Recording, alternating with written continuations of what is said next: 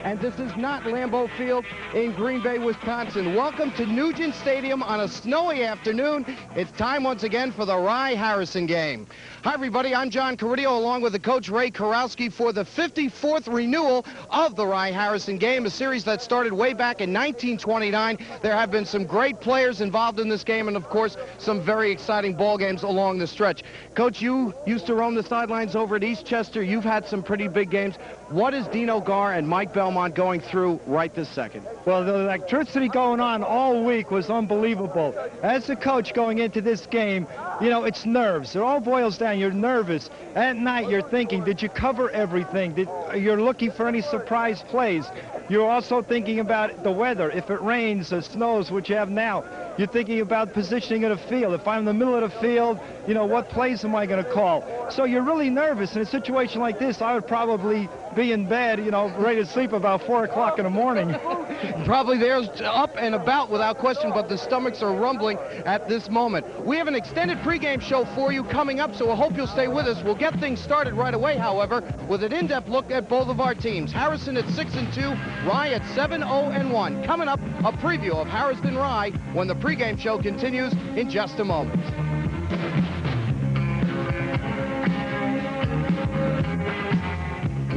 Everyone likes the Garnet Westchester Rockland newspapers for different reasons. Junior likes the sports section. Sis and her friends like the TV listings. And Mom and Dad like the classified ads best because they're looking for a new house. There's something for everyone in the Garnet Westchester Rockland newspapers. Call 1-800-942-1010 to subscribe. How do you keep up with all the high school football action? Easy. You join the crew for Cable 3's Extra Points. I'm John Caridio, and believe me, we cover it all. Game highlights, the Coach's Corner, top 10s, and, of course, phone calls. Every Tuesday night, live at 7:30 p.m. High school football is the name of the game on Extra Points, the best review and preview show on your TV, live at 7:30. The Huskies of Harrison, 6-2 on the season, and definitely ready for today's Rye-Harrison outing. Mike Belmont is back in as head coach for the Huskies after missing last season because of an illness. A mess, as he described it.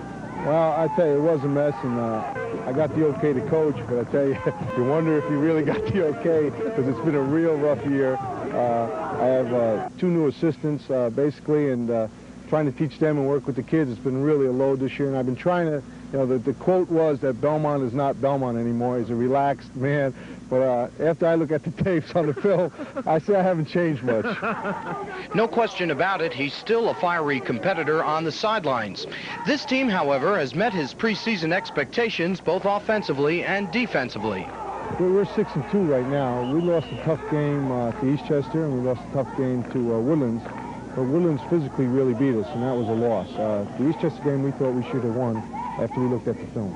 After we lost to Woodlands, our offense started to click. The last 2 games, we came out and we did what we wanted to do with the football. Prior to that, we've had some problems with moving the ball. We're not a fancy team, as you know. We're going to come at you, and if you stop us, then we'll try something else. But we like to see you take away our bread and butter first. Defense is a young defense. We have some 10th graders starting on defense, and they're coming. They're getting better every week. And as you know, this week, we're playing a very explosive offense, so it's, you know, I hope the trick play don't beat us this week. Yes, this week. Though Coach Belmont admits all the pageantry has gotten in the way of his Huskies' preparation, he still knows it'll be a great tussle this afternoon. I would like to predict the game, but I tell you, I've already lost a lot of sleep playing the game. I think it's going to be an outstanding game. I think you've got some good athletes on the field, and when you have good athletes on the field, and you have a good coaching staff at Rye, and I think we have a good coaching staff here, I think you're going to see some chess being played out there, and the guy that gets the break is going to win it. Always remember, winning a football game takes a lot of skill and a little luck as well. Well, we're done with Mike Belmont and the Harrison Huskies, and in just a moment, we're going to go over to the Garnets of Rye and visit with their first-year head coach, Dino Gar, and find out a little more about Rye High School when the pregame show continues in just a moment. Only the showboat offers you so many unusual ways to entertain your group. Right, Ida? Right, Boss. Right, Joe and Ida. This authentic Piccadilly bus will take up to 60 of your friends to the Yale Bowl, Shea Stadium, or even to Broadway. Then there's the floating Mark Twain for entertaining up to 125 guests. And the showboat itself can accommodate up to 250 people in 7 different meeting rooms. For your special group needs, call Ida Brady at this number now, won't you?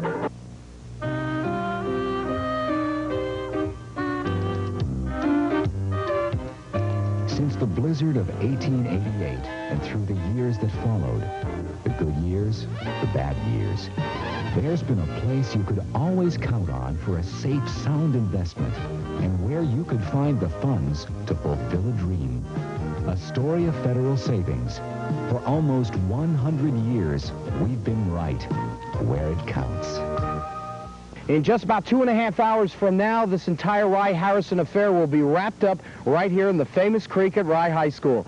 Dino Gar is in his first season as head coach for the Garnets of Rye following a previous tenure here at Rye High School. He's had a great campaign through the first 8 weeks of the season, and one major task, according to Coach Gar, has already been accomplished.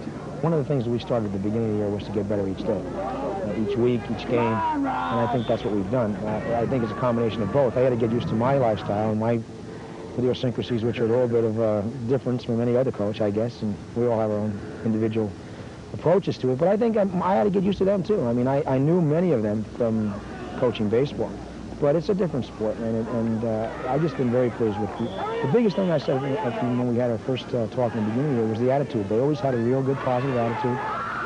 They came out here to work, and I think that's paid off for us. This year's offensive line for the Garnets has been labeled the Junkyard Dogs, and if that moniker means they're good, then they're really Junkyard Dogs. Well, this is my first year doing the line, and I don't know if I remember that Junkyard Dog, but the kids came up with it themselves. It was something that they felt they wanted some type of identity, and they deserve it. They've really done an outstanding job. The biggest thing, again, I'm pleased with is how they work together. They really communicate, and they do a lot of good things, and you know, any kind of thing that's going to make them feel proud is football. And the defense. I've been pleased. John Antonacci and Tom Maloney, the two assistant coaches, have done a great job. I think one of the key things is preparation. They put a lot of time into it. The kids, I hate to use the word kids are young men, have really, again, I think that was even as hard to get used to in terms of my defensive ideas and what's been done in the past. They've really done a great job. Brought us a lot of great field position and a lot of turnovers. So I've been pleased with the overall performance. Well, you were quoted in the paper 3 weeks ago saying your last 3 games were World War I, II, and III. Is this World War III? Oh, no doubt about it. Hey, this is bragging rights. This is when you're a senior, everyone asks who won the Rye Harrison game, and you can say either I won it or I lost it, and I like to be able to say we won it. And I think that's what seniors are looking for, and the team is too. Dino Gar indeed knows what this Rye Harrison game is all about, playing for the Garnets way back in 1964, though I don't think he wanted me to mention that anyway. But, Coach, this ball game, both teams very evenly matched, and both coaches agree, and they've had a little trouble getting prepared for the game because of all the hoopla that's been going on. But the way you look at it, you were at both practices during the week. I was at both practices every day this week, and the electricity was flowing. And like you said, the hoopla, and they also had to contend against the weather. I was up at Harrison on Thursday watching their offense work, and I felt like it was like a General Patton's headquarters during World War II. The intensity, Coach Belmont was just whispering, and you can hear him all over. And they were running 30, 40 plays in about 6 minutes to perfection. And there was one mistake made, and Coach Belmont was going crazy. Hey, don't you know where to run? And he was yelling, and I'm standing at attention. And the back just ran 10 inches to his left.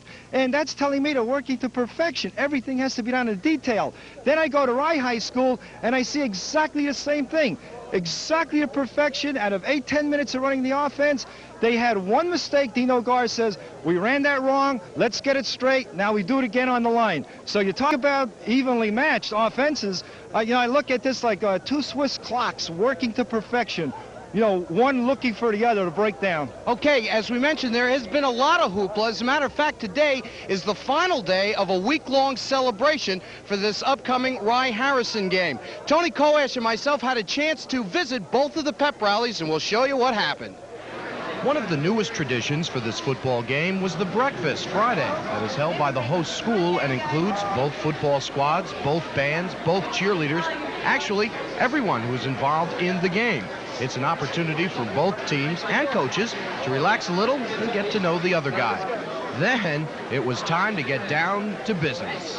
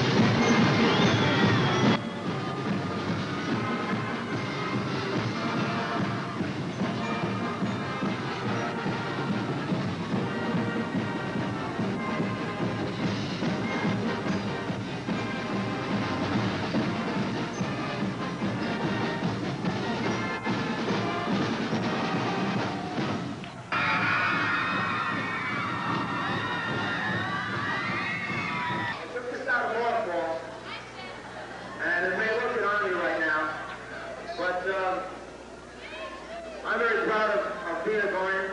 I played, I don't want to date myself, a few years back. But one of the things that I've always said, one of the things I've always believed in, I've been very fortunate to come back, not only to play at Rye, to coach at Rye, to get another opportunity to coach here.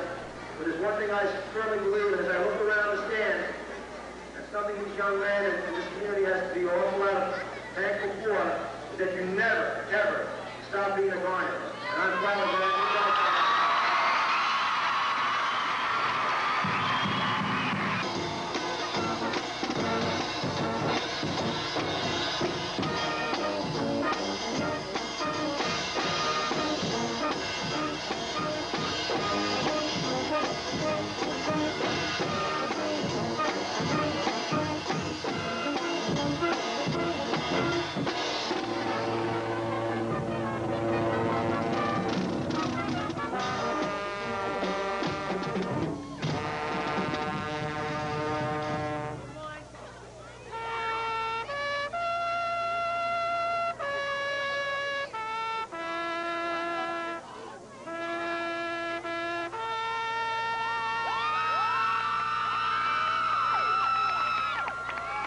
And of course, the pièce de résistance of any pep rally is the bonfire.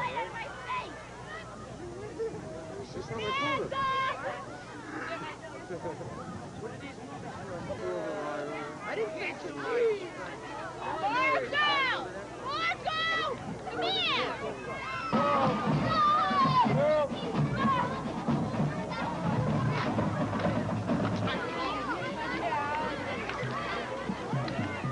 And though these embers are cold now, Kevin McCabe is with some folks who have found a different use for fire. Kevin? John, the fires might be out from last night, but they're going here at the tailgate parties, despite the fact that we've got some hail coming down. We have some hardy people out here who don't mind that fact at all. What's the essence of this party? Who are you rooting for today? We're all rooting for Rye. We're mostly Rye High graduates from 20, 25 years ago, 15 years ago in some cases, and we go every year. A lot of us played for Rye. Has the game changed any since the time you were in Rye High? No, not a lot. I think it's pretty much the same game, same spirit. We get lots of people. And, looks like you have a few more gray hairs, though. Quite a few. A few less hairs, too. What have you got here? What's on the menu for today? Oh, we've got pastries, and we've got sandwiches, and coffee cake, and juice for the kids, and soda, and tomato juice, and popcorn, a little bit of everything. Oh, it sounds good to me. How about you guys? Who are you rooting for today? Rye. Rye? Oh, yeah? You going to go to Rye High School when you get older? Yeah. Oh, yeah? Do you think they're going to win today? By how much? Do you know? No. No? You just hope they win, though, right? Yeah. What are you going to have to eat today? You been helping out here eating? You have? What's best? What's the best thing on the menu? Donuts. Donuts? Well, I might have one myself. John, I want to thank you for sending me out here. Remember when we covered Hurricane Gloria? I was sitting at the anchor desk and you were outside. Took you a long time, but you finally paid me back. Back to you, John. Well, Kevin, it has been a long time since Hurricane Gloria, but with this weather, I don't know who's gotten even at this point. We think we have for you today an added Christmas present, an added bowl game. Rye coming in as the Conference B2 South champions, Harrison the Conference B1 South champions. It's a great ball game. Coach, I found out, I'm sure you know, there is no problem getting these teams ready for this one. John, that's exactly right, spoken as a football coach. As a coach, you don't have to have the great speech, the Lombardi speech. You don't have to have a letter from a former alumni. They are definitely psyched for this game. The players and the coaches on the field that you're going to see this afternoon are definitely going to possess that furious, burning desire to excel and win. Well, the weather may keep the attendance here at the game down just a little bit, but rest assured the enthusiasm will be just as high as if there were 15,000 people here. We're all set to go. It's a Cable 3 first snowy weather on a football game. Straight ahead, we've got an extra Christmas present for you, an added bowl game. Rye and Harrison, the kickoff in just a moment.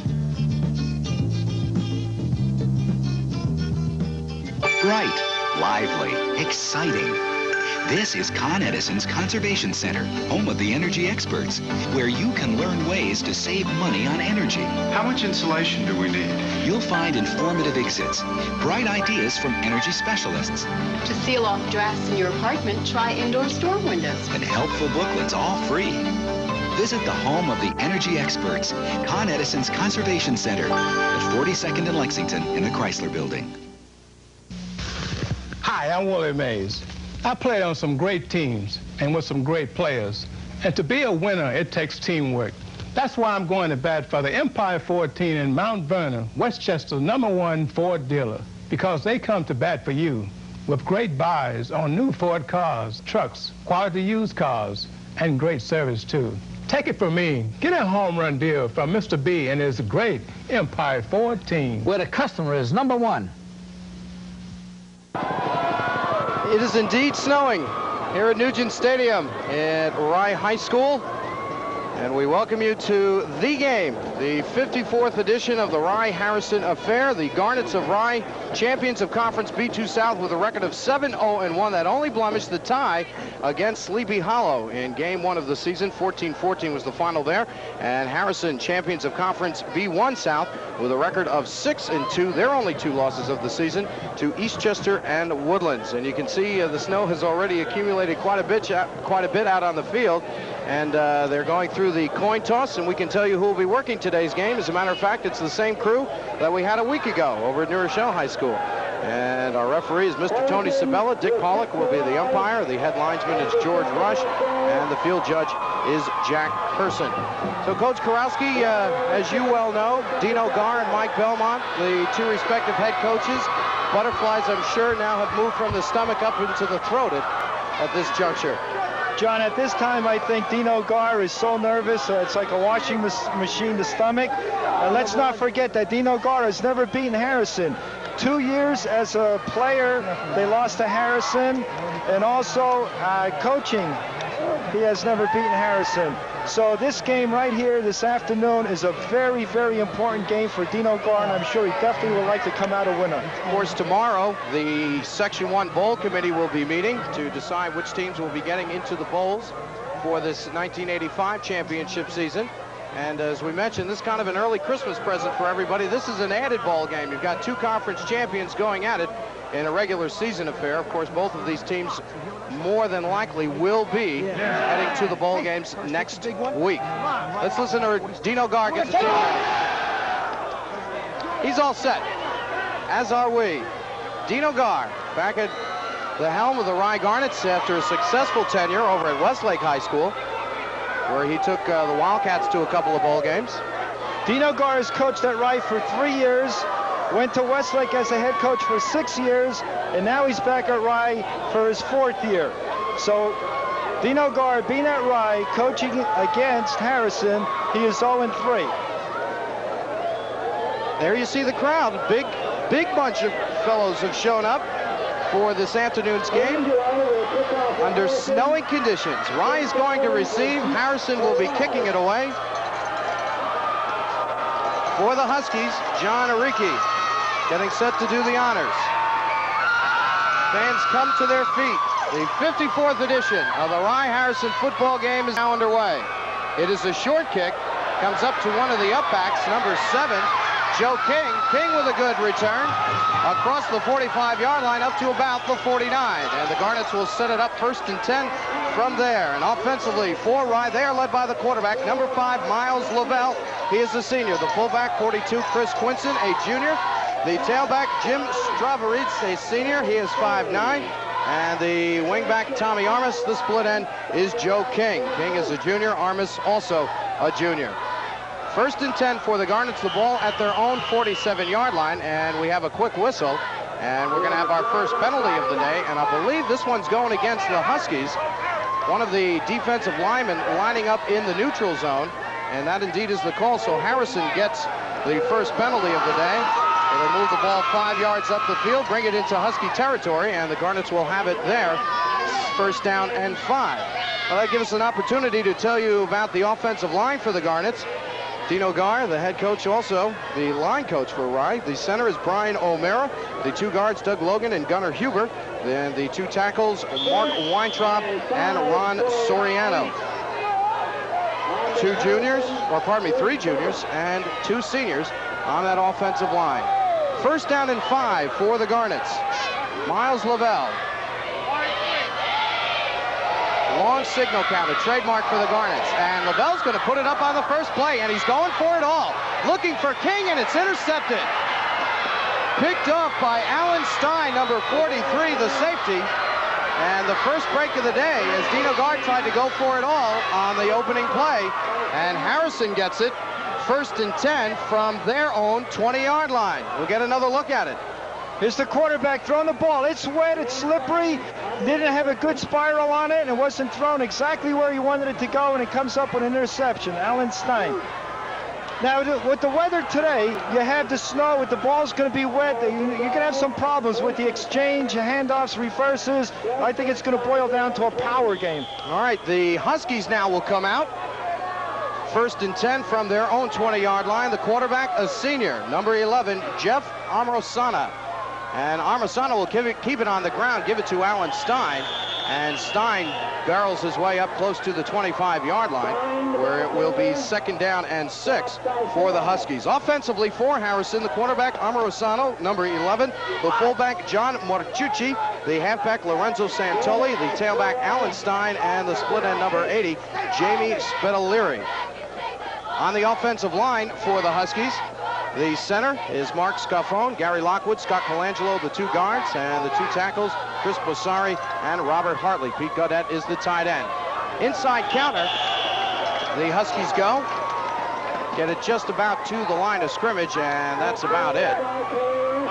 On the carry, Jeff Ammer, or the fullback rather, number 30, John Mocheri. Defensively for the Garnets, they'll go with a 5-down lineman. Tom Adonisio is the defensive end. Roy Haney, Scott Johnson, the 2 tackles.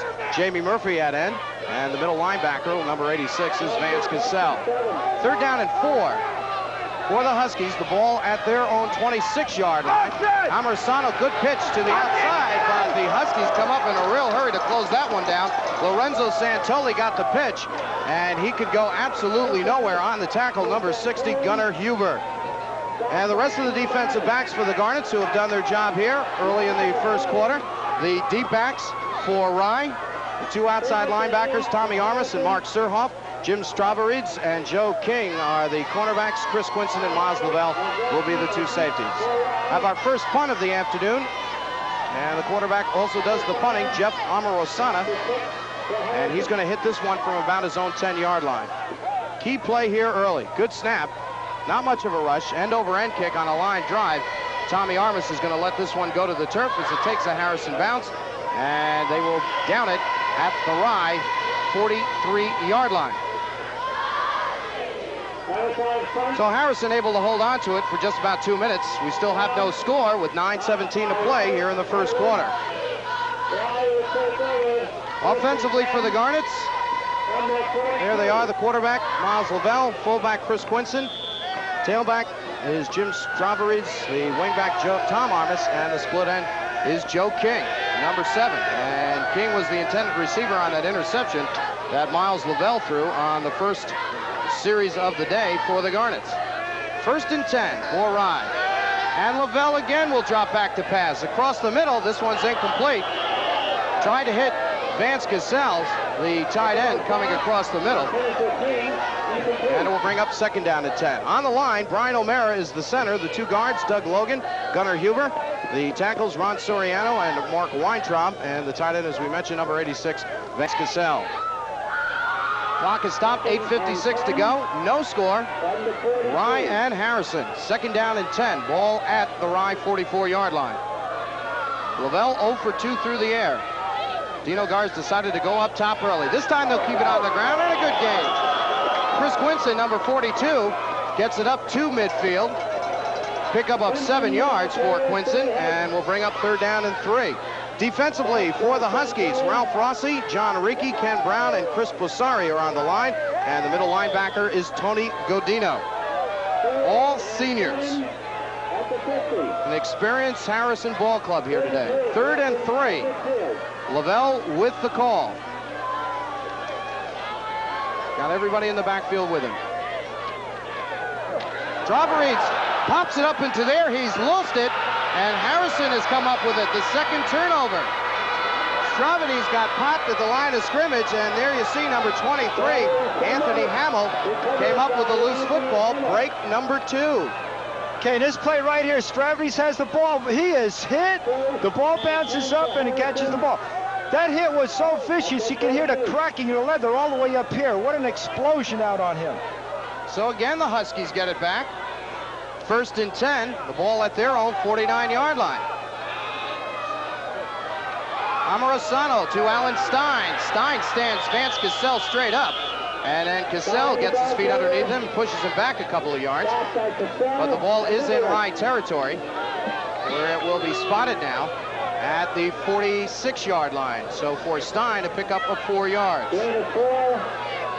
Second and 6. Rye is running a 4-front defense. That means that there are 4 defensive linemen and there are 4 linebackers. They are keying a man in the back. They are covering well. Their main objective is to stop Harrison from running up in the middle. Santoli switches to the far side of the field. Amorosano fakes the handoff inside, now goes deep, and it's incomplete. Pete Gaudette, the junior tight end, the intended receiver on the play, and Amorosano overthrew him down by the 20-yard line. That was a play-action pass by Harrison. That's a very good call. Once you establish the off-tackle play, you're picking up yardage. Now you get the defense to concentrate in a running game, and then you fake it, a play-action, run the pass. It was just a little bit overthrown, but he was open at downfield. What do you say to the folks who want to know why are you throwing on a day like this? Well, right now, if you're going to throw, you want to throw early in the game because the ball is still dry, you can grip it. But later on, when that ball is being used and the snow gets on it, the rain and the mud, then you have the difficulty. So you want to break it open, get that touchdown right in the beginning immediately, in front of the game. Third down and 6 for the Huskies. And we got another penalty marker on the play. And this one is going to go against the Huskies as well. Another 5-yard penalty. They're having a little trouble on the lines, lining up on sides of the ball.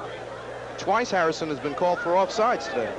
John, during the week when I was up at Harrison, I was really amazed. Ohio State was there, UCLA came in. They're looking at number 75 from Harrison, Chris Bossari. He's the offensive and defensive tackle. He's a senior, 6'5", 255. He's an excellent student, and I also understand that he's the most heavily recruited lineman on the East Coast. He's also up for high school All-American. They waved off that last penalty marker, so it's still third and 6. Here's an outlet to Stein. He has it. Thrown out of bounds, short of the 40-yard line, but will be very close to the first down marker. I think he got it. Nice catch by Alan Stein on the out pattern. And you can see the ball on the far side of the field. Tony Sabella has placed it. And it is good enough for the first down. 7-yard pass completion. First down, number 1. For the Huskies, but more importantly, they're able to keep this drive alive with 7:09 left to go in the first quarter. That was a very good pass pattern to call in that situation because it's a short pass. You don't really have to have a good grip on the ball and go 40, 50 yards in a long one, and it was right on the sideline. If he catches it, great, you got the first down. If it's missed, it's out of bounds. At least there's no chance for an interception. First and 10, ball at the 42. Right up the middle they come to the fullback, John Morcheri. And Morcheri close to the 40-yard line. Gain of about 2 yards. And it will be actually not even that much, gain of a yard. So it's second down and 9 for the Huskies. Should mention that if you caught our pregame show, Kevin McCabe has joined us here this afternoon, and we have kept him outside all day today. And we're going to have a chance to see what's going on in the stands in just a couple of minutes. So I hope you'll stick around for that. Got a timeout on the field right now with Jeff Amarosano, the quarterback, a little injured. Tony Sabella and Mike Belmont is taking a look at him. So while we have this break in the action, let's go down to the field and see what's up with Kevin McCabe. Well, John, I'm down here in the stands with some of the Rye fans. You think Rye's going to win? It's on Cable 3. It's going to be more here tonight. Yeah. John, it's getting wet down here. Back up to you in the booth. Okay, Kevin, thank you very much. As you can see, the weather playing a little havoc with our microphones. We're going to work on that, try to shake the gremlins loose from the booth today. But I guess, you know, it was kind of funny. Our director, Tony Koesch, and myself were talking this week, getting, as you would say, getting psyched up for today's ball game. And we thought, wouldn't it be great if we had a blizzard for the game on Saturday? I think somebody heard us. Yeah, you not only have a blizzard, you have a snowstorm here.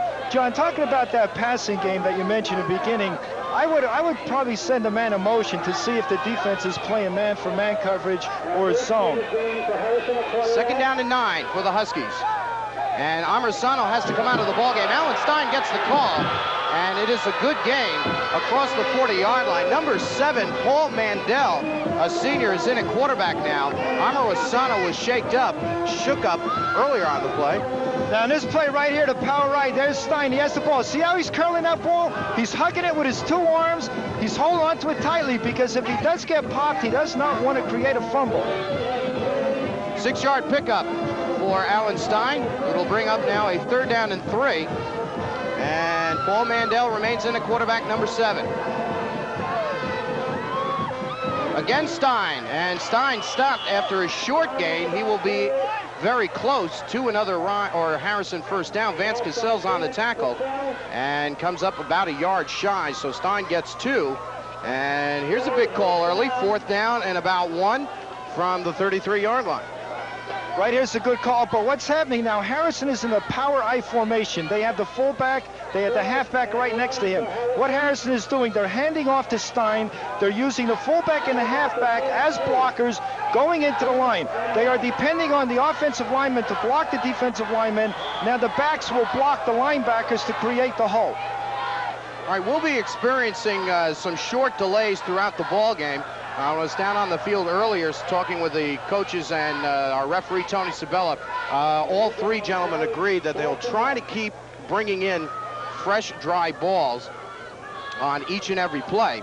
So we'll have momentary delays throughout the game just to keep a dry ball in there. So they get the clock rolling again. 4:25 to go. First quarter, still no score.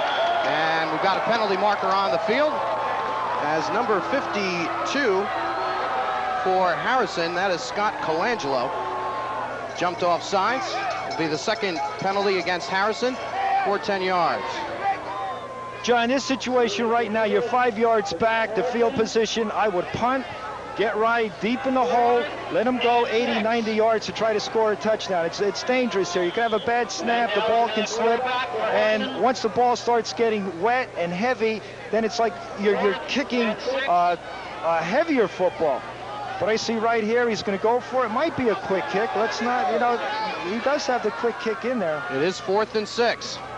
Mandel dropping back. Little outlet pass, and it's incomplete. Number 21 for Harrison, Lorenzo Santoli, the intended receiver. Nice coverage by Tommy Armas. And the Huskies will have to turn the ball over, and Rye will get it now 1st and 10. But first, there is a penalty marker on the field. If it is against Harrison, I'm sure Rye will decline to get the football back. And it looks like it is indeed against the Huskies. So Rye will decline the penalty, and the Garnets will get it on the exchange of downs. 1st and 10 with the ball spotted.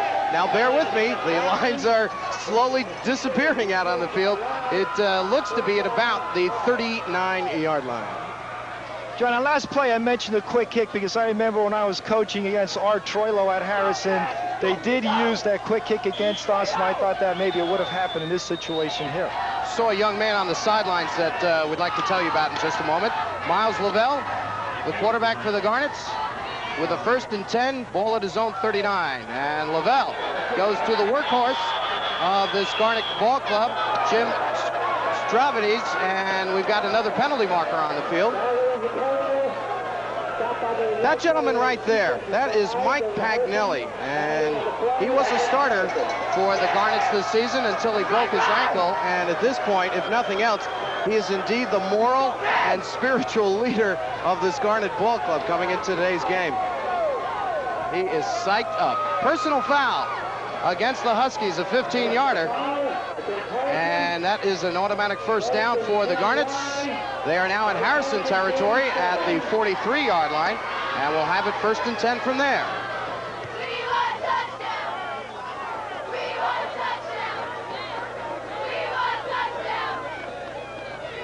Long count by Lavelle. Right up the middle. And a good game by Chris Quinson all the way down to the Harrison 40-yard line. He'll be just about 2 yards shy of the first down marker.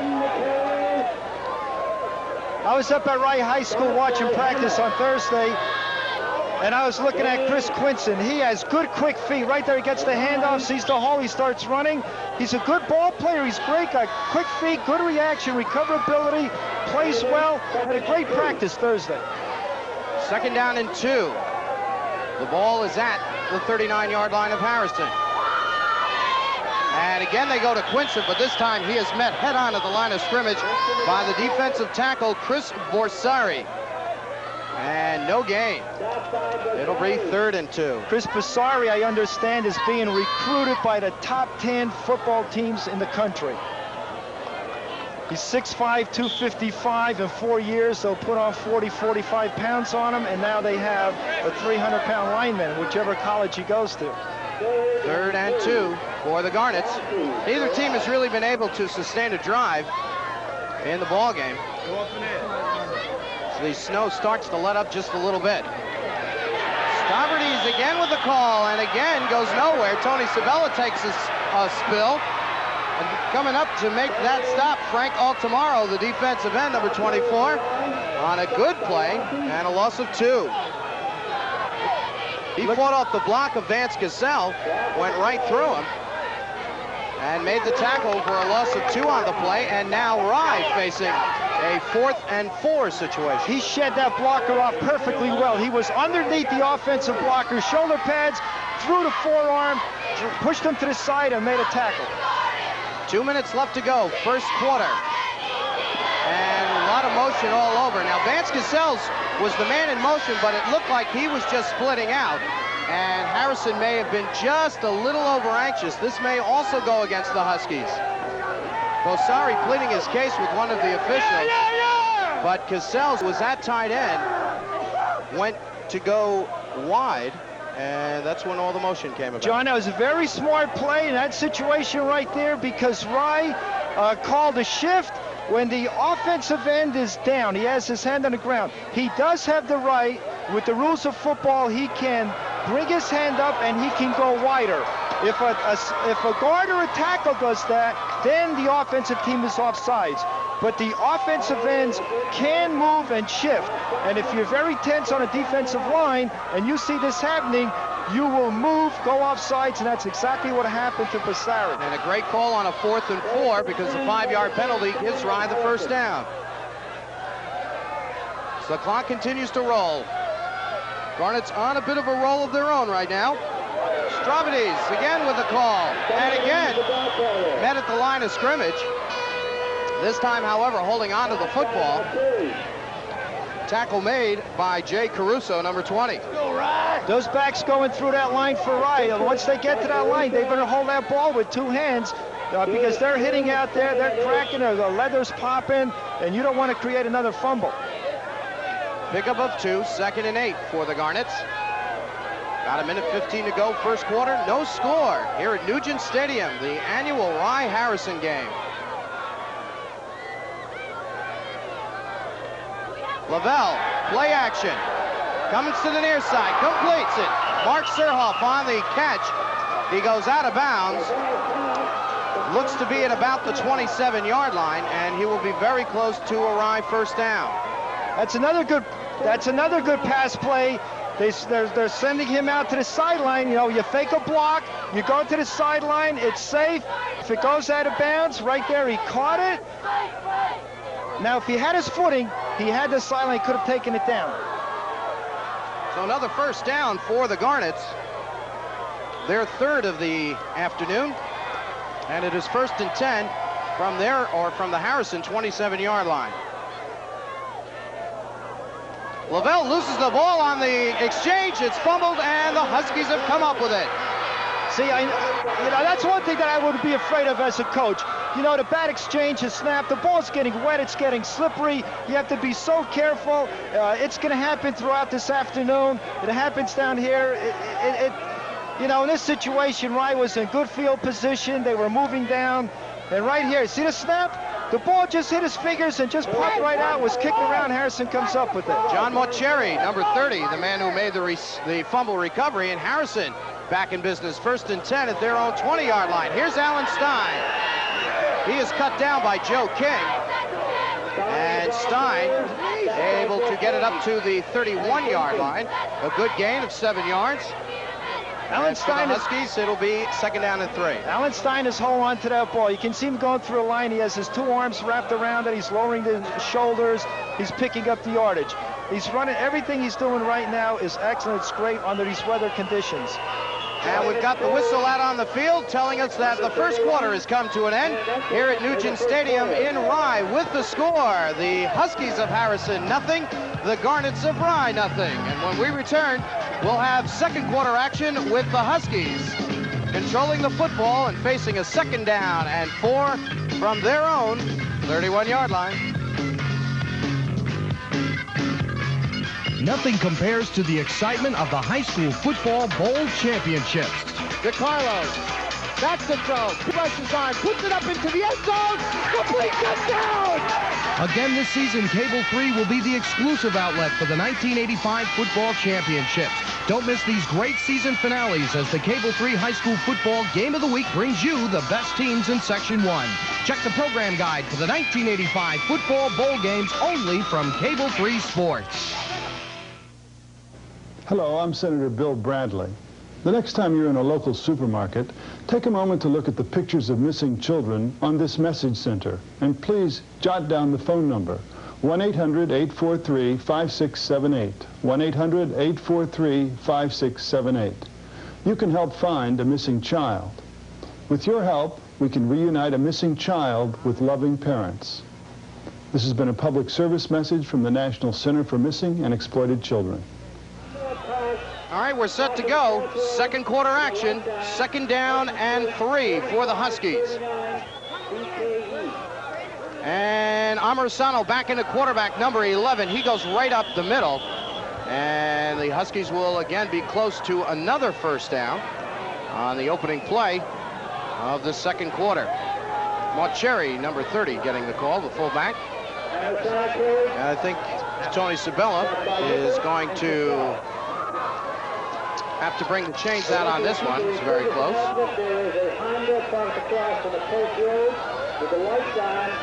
Believe it is now, I think it's raining now at Nugent Stadium. We had snow, we've had freezing hail. We have just a little bit about everything so far this afternoon. Well, the Huskies came close, but are just a yard shy. And it will be 3rd and inches. Stein and Morcherry, the setbacks behind Amorosano. And Stein with the call. He'll have the first down. Alan Stein, a big hole off of between right guard and right tackle. And Stein gets 3. And Harrison has their second first down. That was a power blast play by Harrison. They're running off tackle right. They're using 2 backs. His blockers coming through. Stein staying low, driving those feet and getting that first down. 1st and 10. Ball is at the Rye 37-yard line. Amarsano loses the handle on the exchange, and he's able to fall back on it, either to the line of scrimmage or the loss of a yard on the play. John, during the week when I was up at Harrison, Bruce Messner, the football player that graduated from Harrison in '81, is a junior at Maryland. He's 6'7", 281. He is rated one of the top 5 middle guards in the nation by the National Football League Scouting Bureau. And here we go, right out of Harrison. 2nd down and 10.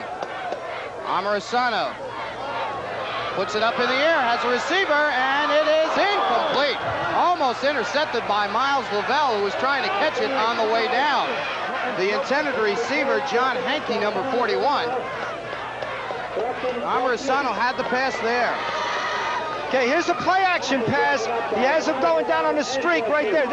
Good recoverability by the right defensive back. So as soon as that ball's released, they're going right to the spot where that ball is going to land. You had 2 defenders right there, right on top of him. So it remains 3rd and 10 for the Huskies. Amarsano, delayed draw to Alan Stein. He's going nowhere. Right back to the line of scrimmage, and that is all. Here, I brought some clean ones out for you. Also in on the tackle, I should say, for the Garnets, number 80, John Thompson. And it will bring up a 4th down. The defense for Rye, they're working strong in there in that defensive line. They do not want to give Harrison any yardage from tackle to tackle. They're playing it very tough. Amarsano getting set to punt it away, standing at his own 30-yard line. Joe King is the deep back for the Garnets, along with Tom Armas. And now again, we'll have one of these quick delays. Get a dry ball into play. Very important, especially on a day like this. Those snaps, good exchanges. Anytime that ball touches the hands, a wet ball, you could have a fumble. It's very dangerous. Amarsano, a high spiral. It's a short kick, however. And it will roll inside the 35-yard line of Rye. And the Garnets will take it 1st and 10 from there, but another penalty marker is on the play. And Tony Sabella got a pushing call coming up against the Garnets. John, since Rye has the ball right now, is doing some research during the week. Excuse me? And I found out that Frank Mack, he was an offensive tackle and a linebacker, co-captain of the team, one of the all-time great players. He's the only player in the history of Rye High School to start on 3 undefeated teams, in 52, 53, and 54. And in 54, they beat Harrison. Rye 45, Harrison nothing. That was the biggest lopsided score between this great, traditional, intense, historic rivalry. I hope you had a chance to see our pregame show today, where we took a look at the history of the game that started back in 1929. And a couple of times we found out Rye has come into this game with 33-game winning streaks. And both times, those 33-game winning streaks were ended by the Huskies. 1st and 10 for the Garnets. The ball is now at their own 21-yard line. Still no score. And we're here at the 2nd quarter at Nugent Stadium. Lavelle, play action. Now rolls to this side. Across the middle, incomplete. Vance Cassell's the intended receiver, and he was open. Vance Cassell was going out on that pass pattern. He slipped, fell down, got back up again, and he was ready to receive it. There's the quarterback. Watch him reverse pivot, gives a little fake. That's when Cassell fell down, so he went a little bit wider. Now he throws it to Cassell, but it was just a little bit too high. Let's get everybody over here. Now, when you mentioned that Harrison broke their 33 winning streak. That was when Coach Bendini was coaching, and when Frank Mack played in 54, they were undefeated. Then the following year, that's when Harrison beat Rye to break that streak. I think the score was 6-0. Harrison over Rye. 2nd down and 10. Ball right at the 21-yard line. Lavelle again wants to throw. Big rush this time. Has to chase out of the pocket. He'll take it himself. And he gets up to about the 30-yard line, maybe a little shy of that, about the 29, but will come up short of the first down marker.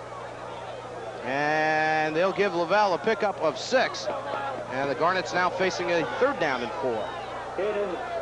The Harrison defensive coverage on that play was very good. The Harrison is in a 5-3-3. That's really a good passing defense. It's also good for runs off tackle because you get the outside linebackers, you bring them in. With the 5-3, you have the zones covered. You have the hook zone, which is 7 yards deep at a 45-degree angle from the center. Everything's covered well. 3rd and 4. Lavelle got a quick opener right up the middle. Chris Quinson gets the call, and Quinson has enough for the first down across the 30-yard line up to about the 32. And that is a 5-yard gain for the big fullback, and first down number 4 for the Garnets. You know, both of these teams run the Penn State scissors. They do a lot of trapping, cross-blocking. Now, with this weather the way it is in the mud, you really can't pivot, step out with explosive power on trap plays. So it's really going to be a lot of head-on blocking. 1st and 10 from the 33. Lavelle, play action to the near side. Surhoff has it.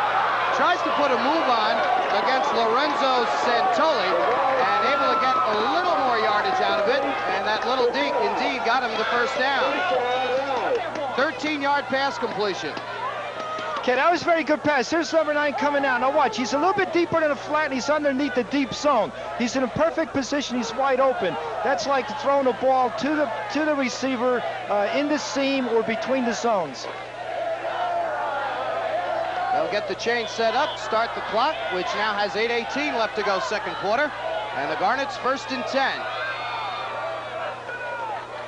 Ball at the 47-yard line. Lavelle gives to Quinson. And Quinson barrels his way up to midfield. Pick up of 4 yards for the fullback. 2nd down and 6 up and coming for the Garnets. No score, 2nd quarter. John Caridio along with Ray Karowski for the annual Rye Harrison game. And despite the bad weather, we have got another big crowd again. Lavelle with a 2nd and 6 now, as Quinson and Strawberry is in the backfield with him.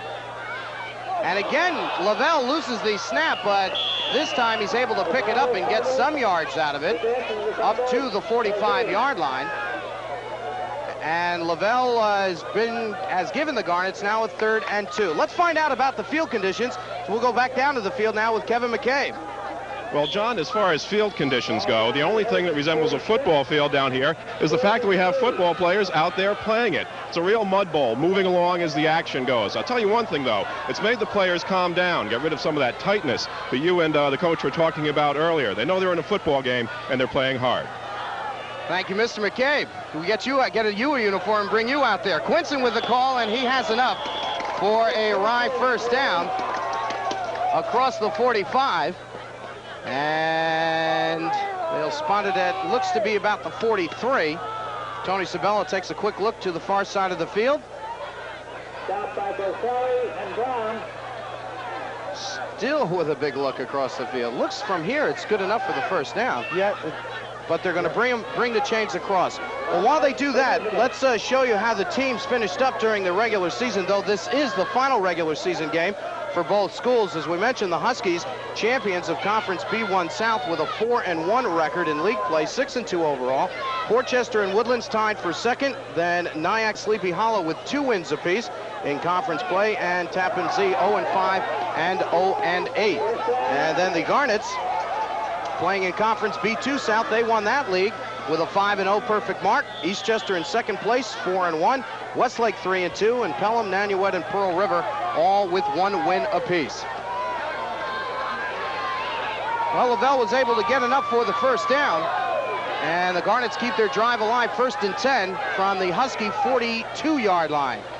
Lavelle almost lost it. Strawberries can't go anywhere, as number 42, Ralph Rossi, the senior defensive end, came barreling in and threw the tailback for a 3-yard loss. That was an excellent defensive play, and that's exactly what you have to do. You have to penetrate that offensive line, line up defensively, and explode out, get in that backfield, create havoc, make something happen. He was there. He made a beautiful tackle, and it was about a 4-yard loss.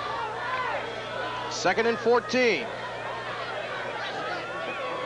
Garnets now come in with double tight ends, Joe King and Vance Cassell.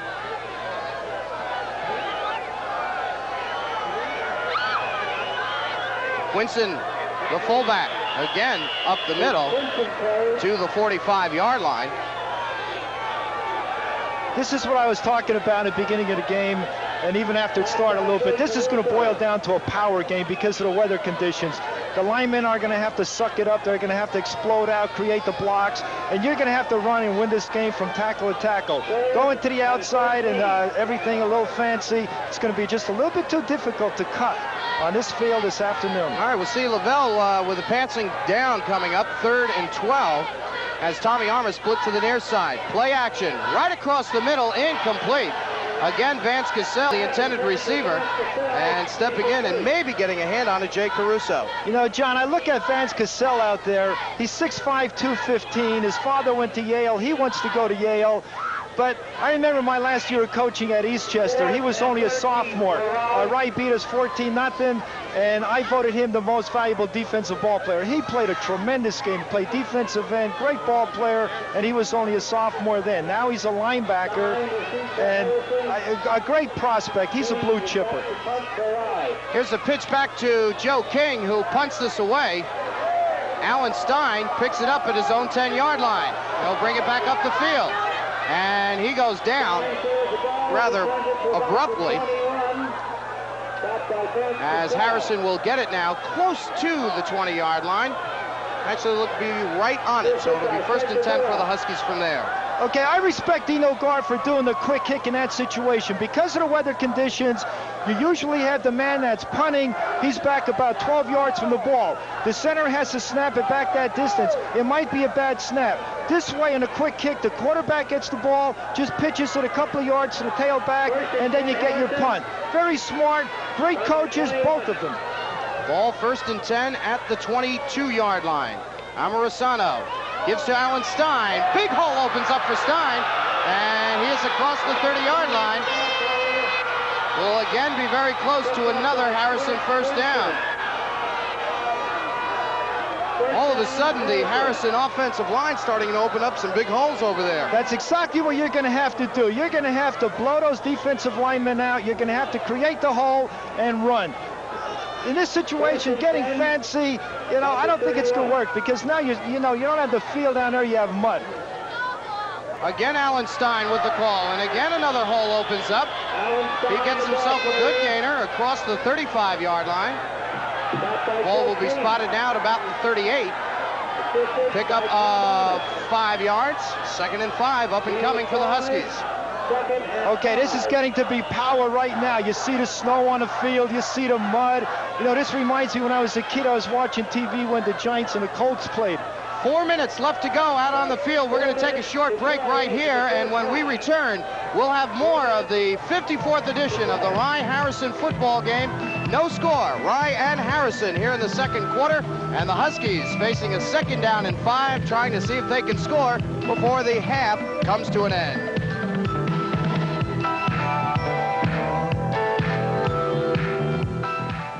Only the showboat offers you so many unusual ways to entertain your group. Right, Ida? Right, boss. Right, Joe and Ida. This authentic Piccadilly bus will take up to 60 of your friends to the Yale Bowl, Shea Stadium, or even to Broadway. Then there's the floating Mark Twain for entertaining up to 125 guests. And the showboat itself can accommodate up to 250 people in 7 different meeting rooms. For your special group needs, call Ida Brady at this number now, won't you? My husband and I had a great time at the Johnsons' cocktail party. My husband always had a great time at parties, and the Johnsons' parties were his favorite. There were some parties, though, I wondered how we would get home. I would think about asking him for the car keys so I would drive us home, but I didn't. I didn't want to hurt his feelings. Stop driving while intoxicated. Westchester County. Welcome back to Nugent Stadium. You're looking at the Harrison side of the field. They have brought their faithful with them this afternoon as they get the clock going once again. Just under 4 minutes to play. 2nd quarter, still no score. Rye and Harrison. The Huskies with a 2nd down and 5 from their own 37-yard line. Amorosano will give to Alan Stein. Stein busts to the outside, has the 1st down, and thrown out of bounds by Miles Lavelle at midfield. Oh, he had good footing on that, going off the right end. He had good blocking at the line of scrimmage. He had good footing. He was going down the sideline. You know, you keep that good footing. You know, years ago, you were allowed to have cleats that were just a little bit longer. They were nylon with steel tips. You can really grip. Now, the cleats are a little bit shorter. It's like hard rubber. That's where the difficulty, but Stein had good footing on that last play. From the 49-yard line, Amorosano. The call again to Alan Stein, and this time the Garnets ready for him. Vance Cassels piles on top of him, along with number 77, Thor Mikulik. John Antonucci, the defensive coordinator of Rye, has that defensive middle stopped. Harrison can't get any yardage. Doing a great job, making great calls. Pickup of 1, 2nd and 9 for the Huskies. Most of this game has been played at midfield, as you can see, since the snow has stopped where the players have stayed. Amorosano, square out to the far side, incomplete. Looking for Lorenzo Santoli on the far side, and that one sailed over his head and out of bounds. Now right here, this is a play action. He fakes to me, throws the ball. You know, that pass is working well for Rye and Harrison. The ball here is getting deeper than a flat. That means he's about 12, 13 yards deep from the line of scrimmage, but he is underneath the defensive cornerback. So it's like an open zone right there. 3rd and 10. Ball still at midfield. Amorosano, straight drop back, comes to this side. Stein is there, he has it. On that tackle, number 42, Chris Quinson. And it looks like he'll be a little shy of the 1st down. Now here we go with the flat pass to the opposite side. It wasn't even a fake. He comes right out here into the flat. Good hands, concentrating the ball right into it. Goes right in there, good slide. Now we have 3rd. They're taking another look down the sidelines. And Tony Sabella,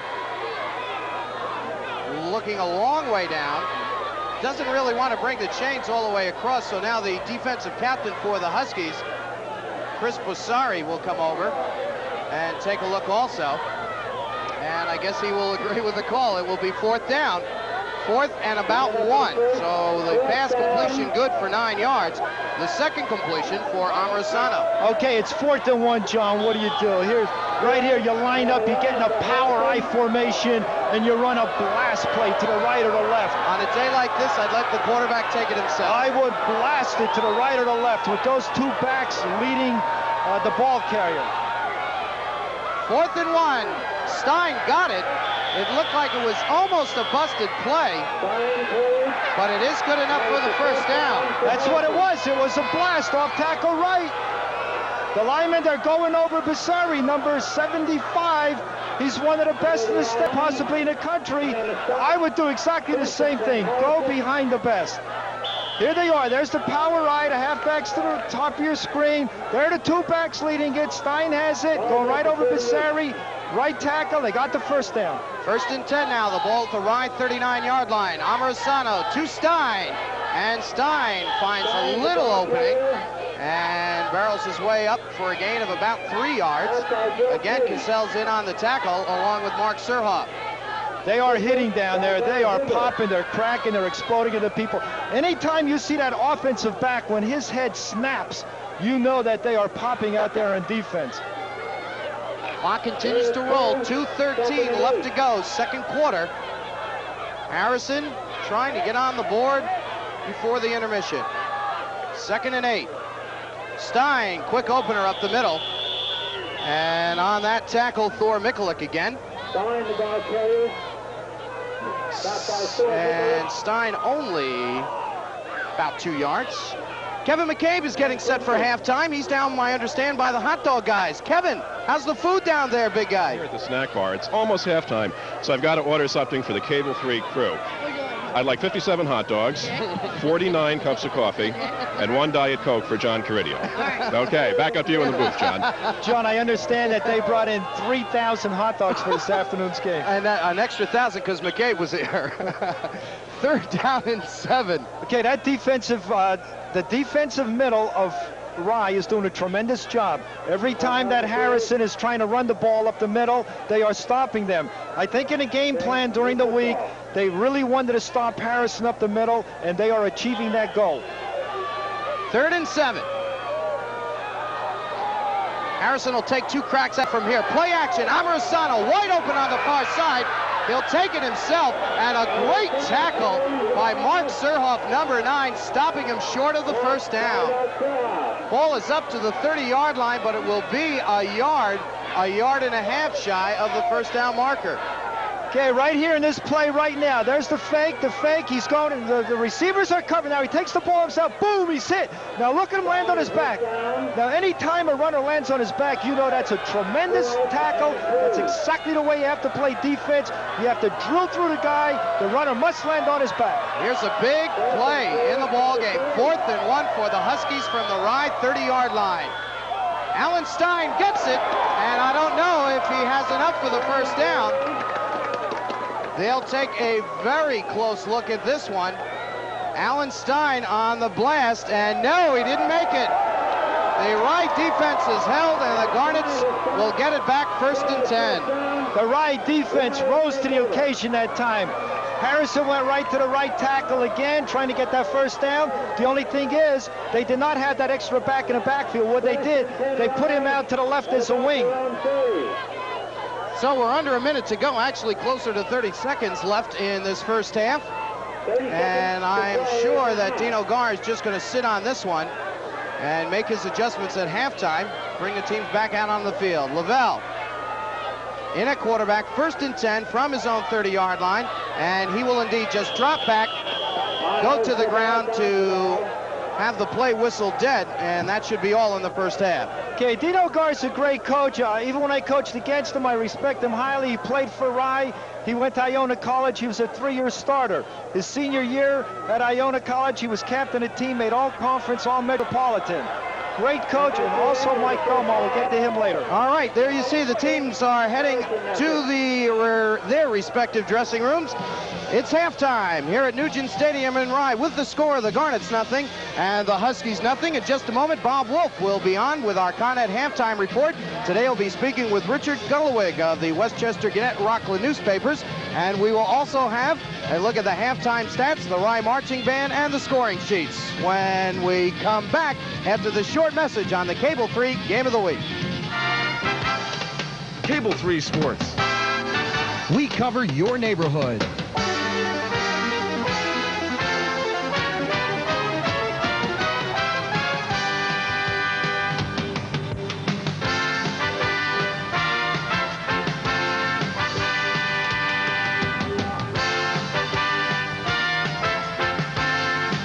Cable 3 Sports. It's more than just a game. Everyone likes the Gannett Westchester Rockland newspapers for different reasons. Junior likes the sports section. Sis and her friends like the TV listings. And Mom and Dad like the classified ads best because they're looking for a new house. There's something for everyone in the Gannett Westchester Rockland newspapers. Call 1-800-942-1010 to subscribe. We're back here at Nugent Stadium. John Caridio along with Ray Karowski in a scoreless ball game. Rye and Harrison, the 54th meeting between these two teams. And in just a moment, we will have for you a look at the halftime stats. And we would usually show you some scoring sheets, but we won't have any of that. And we will not have any halftime show. The weather has forced the postponement of both the Rye and Harrison band's halftime extravaganza here at Nugent Stadium. So we'll find something to fill in. We'll put McCabe to work. But that's all coming up in just a moment. But right now, as I mentioned, it's time to find out a little more about our high school football situation around Westchester. And to do that, we turn things over to Bob Wolf. I'm Bob Wolf with the Con Edison Westchester Scholastic Halftime Sports Report. One of the many fortunate aspects in our community is the fact that the Westchester Rockland newspapers, and I'm visiting with them right now, give such excellent coverage to all of our scholastic teams. Rich Gutwillig writes Gut Reaction, a superb column, and he treats not only the teams but the issues. And on this report, we've had an opportunity to visit with Rich. Let's hear what he has to say. Dick, I was reading the other day that a Mississippi school board, under pressure from parents, amended its controversial no pass, no play rule to allow the players at this particular school to be eligible to keep playing football. You've wrestled with this issue of grades in football. You've been a teacher, a coach, an athletic director, top-notch journalist. What would be your suggestion or advice about this important issue? Well, I think, first of all, Bob, they have to come to a decision at the beginning of the year and stick with it. You can't change your system in midstream. I think if you look at the various Section 1 schools, you'll find that if a youngster has a set of grades at School A, he's eligible to play sports or be involved in other interscholastic or extracurricular activities. Those same grades at School B would make him ineligible. There's a wide diversity of standards, but of course that's local option for each school district. However, I do believe that there should be some certain standards. Participating in extracurriculars is a privilege. It's just not a right that comes with showing up at the school door every day. How about the role of parents? Certainly enthusiastic parents who follow their youngsters' activities is so important, but there's another side to it too, isn't there? Yeah. The place for parents is in the stands, yelling and supporting and encouraging their children and all the players that are participating in the sport. The place of the parents is helping with the booster clubs. Parents do not belong on the sidelines. They do not belong threatening coaches or interfering with the conduct of the game or the way the coaches are scheduling their practices or running their teams.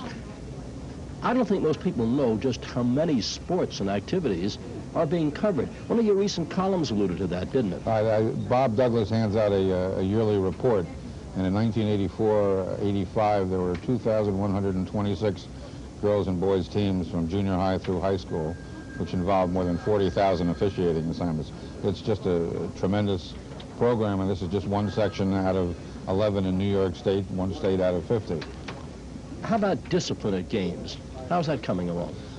I think because of some incidents that the administrators in Section 1 has taken it in hand. Many sports have their own codes within their particular rules. Soccer, for example, has the yellow cards and the red cards, and you get a red card, you're out of that game, plus the next game. Similarly, hockey has tremendously strengthened the rules that they're going to enforce this year.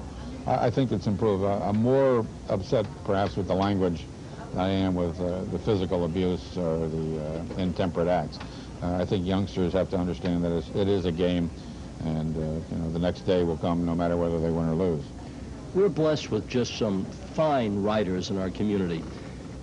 And Dick, I think one of the things that makes your column so outstanding is the fact that it's written with such warmth. But perhaps that goes to your views as to what a winner is. What is a winner in your eyes? A winner is a youngster or an adult who, using the cliche, strives for the next rung on the ladder, isn't content with the abilities that he has, seeks to improve. A winner also has to know how to be a loser, because that's part of sports, whether it's on the amateur or the professional level. And winners do not have to be necessarily the ones that are wearing uniforms with school colors and nicknames. They can be the trainers, they can be the managers, they can be the youngster who just wants to be part of the program, knowing he probably won't get into the game. If you go out to football practices during the week, a lot of winners are those second and third stringers who are running the offenses of the other team and getting their heads and butts handed to them during the week so that the varsity players are ready for Saturday's games. Those are real winners. Dick, a real pleasure to visit with you. Dick Gutwillig, we'll let you get back to that computer now. Thanks a lot, Bob.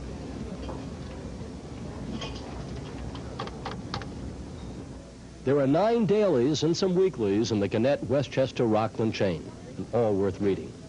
I'm Bob Wolf. This has been the Con Edison Westchester Scholastic Halftime Sports Report. And now let's get back to the game. Sure, Bob's inside, nice and dry. We ought to have him back out here at the game. Thank you, Mr. Wolf. And as you can see, the cheerleaders have continued their preparation for this ball game, but they did a real nice job, both cheerleaders for the Rye and Harrison units at the pep rallies that we were at last night. We had a great time. And while we have an opportunity, we'd like to thank not only both football teams and both coaches, Mike Belmont and Dino Gar, but of course both athletic directors, Art Troyo at Harrison and Bernie Miller here at Rye. Tony Koash and I kind of took over the pep rallies last night, and we really appreciate them allowing us to be a part of all of this celebration for the Rye-Harrison game. There you have our score. 0-0 is the score, and in just a moment we will have for you a look at the halftime stats. We will have Kevin McCabe live down on the field. He's going to be talking to somebody, and of course we'll have more action when we continue with another edition of the Cable 3 High School Football Game of the Week here at Nugent Stadium. Again, Rye and Harrison are scoreless. 1978, the Iona College basketball team made its Cable 3 debut in the manufacturer's Hanover Classic. 7 years later, the Gales returned to Cable 3, and this year's first telecast will be the Manny Hanny Classic. Many great players have appeared in this annual tournament, which kicks off December 6th, and we'll have the championship game live on Saturday the 7th. So join me, John Caridio, along with the hacker Pete Maneri, for another great season of Iona College basketball beginning December 7th and all year long on Cable 3. I'm Len Dawson. Most of the time you hear me talking about sports, but today I'm talking about the law against stealing cable. Do you know that cable theft is a crime? Anyone who gets HBO and cable without paying is stealing. And if you get caught, it can set you back more than a few yards. The penalties can be as high as $6,000, and in some states you can spend up to a year in jail. Stealing cable is a game you don't want to play, so don't do it. Cable theft is a crime. Well, I am sure that the field conditions and the weather that we have had here today has contributed greatly to not only a 0-0 score at halftime, but the lack of offensive yards that have been accumulated by both schools here this afternoon. It is a raw day. We've had freezing rain, we've had hail, we've had snow, and now the field has become very muddy. So the second half, indeed, is going to be very interesting. In any event, let's show you what the teams were able to accomplish during that first 24 minutes of action. And as you can tell, not a lot of yards are put up on the board by either school. Harrison with 71 yards rushing. Alan Stein leads the way for them with a total of 62. Rye has gained 36 yards on the ground, and their leading ball carrier, the fullback, Chris Quinson, who had 25. Both quarterbacks 2 of 6 through the air. Harrison has completed 2 passes for 16 yards. Jeff Amorisano and his counterpart, Miles Lavelle, has completed 2 passes for a total of 25 yards. So Harrison leads in the total yards category, 97-60. First downs for Harrison, 5, 6 for the Garnets. And the turnovers, Rye has fumbled the football twice and had 1 pass picked off, but none of those turnovers leading to any score for the Huskies. And Harrison has had the better of it in time of possession, 13 minutes and 30 seconds to 10 minutes and 30 seconds for the Garnets. And of course, no scoring sheets in that first half. Coach, you would also agree, I'm sure, that the field conditions playing a little havoc with the offensive units of both teams so far today. Ray Karowski would like to get him on the pregame show if that's possible. Here you go. Okay, here we go. The microphone was just a little messed up. The field conditions right here. Now, the 2 coaches are going in at halftime. They're going to make some kind of an adjustment. What they're going to have to do is run power plays. They're going to have to run from tackle to tackle. They're going to have to then, if they can establish controlling the ball, getting a first down now and then, now they can go to the power pass. By that I mean they can fake to one back, they can send another back maybe into the flat, or have an end come across diagonally, the short passing plays. Now Rye, exactly the same thing with Rye. They're going to have to start running the ball, getting the first downs. They're going to have to play it. John, I think you have to be more like conservative. If you have reverses, scissors plays, things like that, they're out. It's just going to be power all the way. Now, both coaches in today's ball game have participated before in this Rye-Harrison game. Both are very familiar with it. Both have a lot of the butterflies, of course, out on the field. But you found out that there are some interesting little tidbits about both of the coaches today. Yeah, well, let's to look at Dino Gar. He was nominated for Westchester Coaches Coach of the Year 3 times. Mike Belmont from Harrison did get the Westchester County Coaches Coach of the Year in '83. He also got the Sports Writers Coach of the Year in '81. Now, both of the coaches are excellent coaches. They're top coaches in the county. Now, Mike Belmont went to North Dakota State on a football scholarship. He started for 3 years, and very interesting, he only lost one game in those 3 years. They had 2 Division II championship teams. He was drafted. He went with the Minnesota Vikings. He had a broken ankle. That's what ruined his professional career. Another interesting point is when Mike was at North Dakota State, his head coach was Ron Earhart, who is now the offensive coordinator of the New York Giants. That is good. That's a lot of a lot of football talent involved in this game. And of course, Dino Gar, who played here at Rye in the annual Rye-Harrison game back in 1964. Well, in just a moment, the teams will be heading back out into the locker room and onto the field, and we will have for you the second half of the 54th meeting between these two, Rye and Harrison. We still have no score. We've got a great second half coming up in just a moment. Hi, I'm Willie Mays. I played on some great teams and with some great players. And to be a winner, it takes teamwork. That's why I'm going to bat for the Empire 14 in Mount Vernon, Westchester's #1 Ford dealer, because they come to bat for you with great buys on new Ford cars, trucks, quality used cars, and great service too. Take it from me. Get a home run deal from Mr. B and his great Empire 14. Where the customer is #1. We make excitement. Showtime excitement. We make excitement in December with blockbuster movies. Robert De Niro and Meryl Streep star in the national pay cable exclusive premiere, Falling in Love. Michael Keaton and Joe Piscopo star in the riotous Johnny Dangerously. And Mel Gibson and Sissy Spacek star in The River.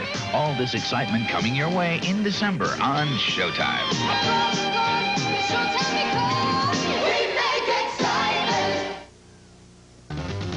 Be sure Cable 3 is on in your home when soccer debuts in October. The Corsair Soccer Club with their coach, the Professor, Giulio Mazzai, will appear 4 times on Cable 3 as the top players in the county meet the always tough soccer teams in the metropolitan region. It's the only professional soccer on television in the area.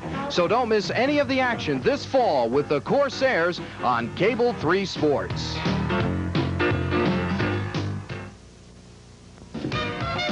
How do you keep up with all the high school football action? Easy. You join the crew for Cable 3's Extra Points. I'm John Caridio, and believe me, we cover it all. Game highlights, the Coach's Corner, top 10s, and of course, phone calls. Every Tuesday night live at 7:30 p.m. High school football is the name of the game on Extra Points, the best review and preview show on your TV, live at 7:30.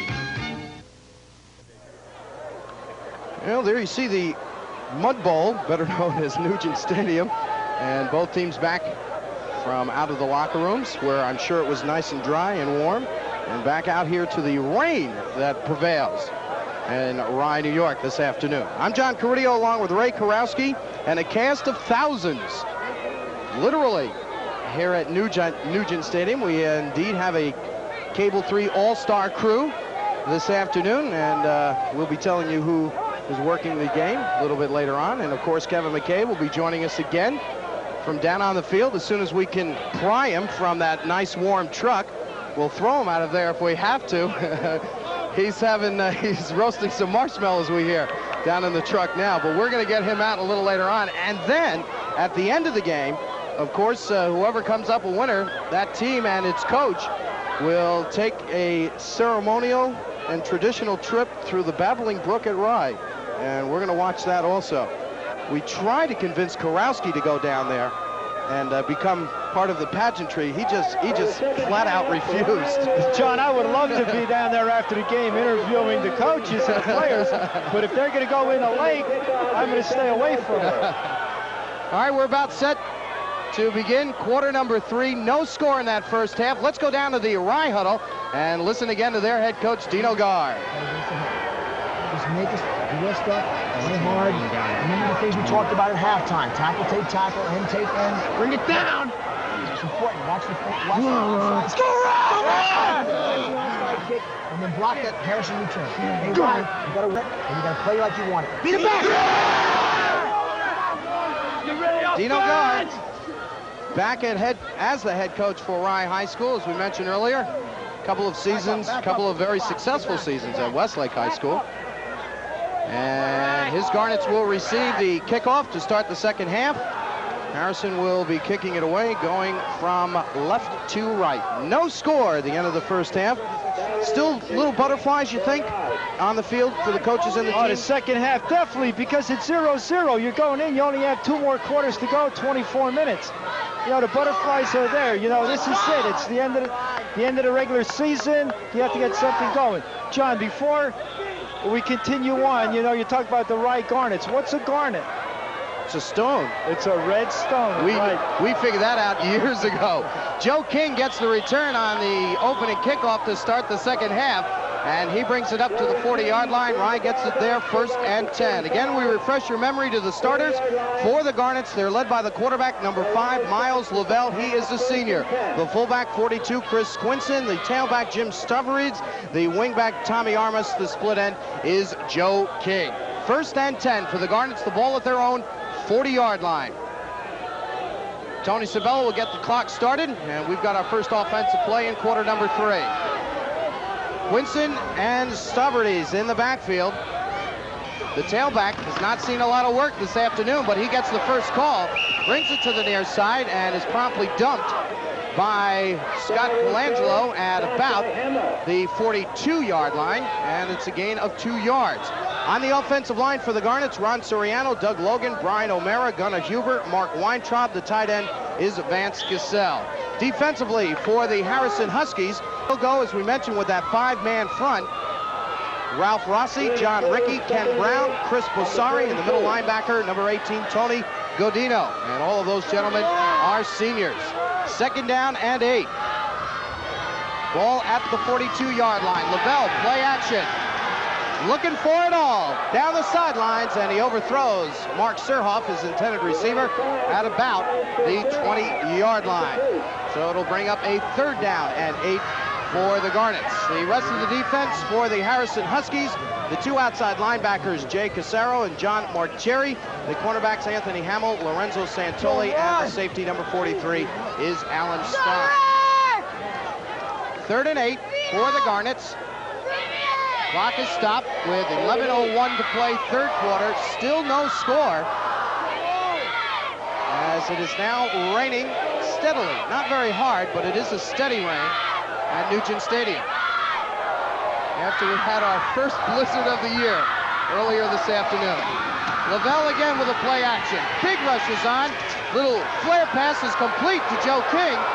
King able to turn the corner, has the first down, now streaks down the sidelines, and finally out of bounds inside the 25.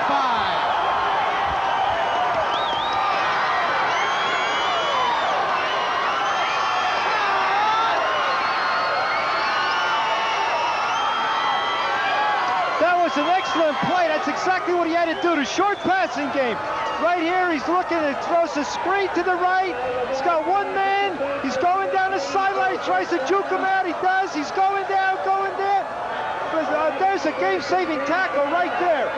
You got to throw the short passes out of the flat. It's not muddy out in the flat. They could get some footage and then streak down. Excellent call by Dino Carr. 35-yard pass completion. John Marcheri was the man who made that touchdown-saving tackle. Lavelle throws it to this side. Stuverids with a call. Oh, you can really hear those shoulder pads and helmets cracking down on the field. He gets it up to the 20-yard line, and that's a pickup of 3.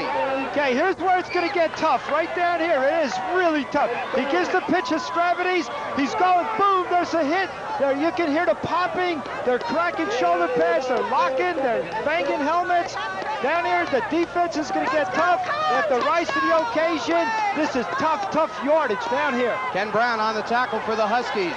Rye, 2nd down and 8 from the Harrison 20-yard line. Lavelle right up the middle to Quinson. And the Harrison defense holds the team meeting on Mr. Quinson. Bossari, number 75, getting up from the bottom of the pile after making that tackle. That's a pickup of We'll say 4 yards. I love the adjustments that the coaches have made at halftime. Harrison started out the second half with a 4-4. In the beginning of the game, they were in a 5-3. That was their adjustment. Now the adjustment for Rye, they're throwing the short passes out to the flat. They're not going long. They're not going deep. They get down to the 20 here. This is it. You have to rise to the occasion down here. From the 16-yard line. Again, the pitch this side. Stubberties finds a hole. He'll be very close to a first down, but there is a penalty marker on the play. And I think this one's going against the Garnets. Thrown in the region of holding. And you can hear in the background the roar from the far side of the field as the Husky faithful realize the penalty is against the Garnets. Now this is what I mean down here by rising to the occasion. You can't make a mistake. You can't go off sides. When you're going to block someone, you can't hold. You can't block them below the waist. You know, it's very important. It's crucial. And coming up here, this is a big break for Harrison. Now Rye has they have about 14 yards to go for a first down. Brings the ball back. What a tremendous football game. This is great. The guys are hitting, they're smacking. This is the way the game should be played. You have the mud, you have the rain, the snow, you have the field, no dome, no artificial turf. This is real football right here. Third down and 14. You sound like John Madden more and more whenever we come out here. I don't think, he's tremendous. He's great. I don't think anyone could be like him. Great football coach here. Third down and 14 for the Garnets. Lavelle rolling to the side. Lets it fly, and it's right through the hands of Vance Cassell. Oh, the ball was there. He had it. But I think what happened was he was slipping. As he was slipping and sliding away from the ball, he just couldn't really grasp the ball in that situation. Here's the quarterback giving a little fake. He's rolling out to his left. You see how he's sliding? He's slipping. He didn't. If his feet were there, then he would, hug the ball, curl it in, bring it into the center of his body. Would have been a completion. Again, it's boiling down to these field conditions. All right, another fourth down situation. Rye faces this one, 4th and 14. Ball is at the 30-yard line. Lavelle again drops back, lets this one air out, and it is incomplete, but a penalty marker on the play. Pass interference is going to go against the Huskies.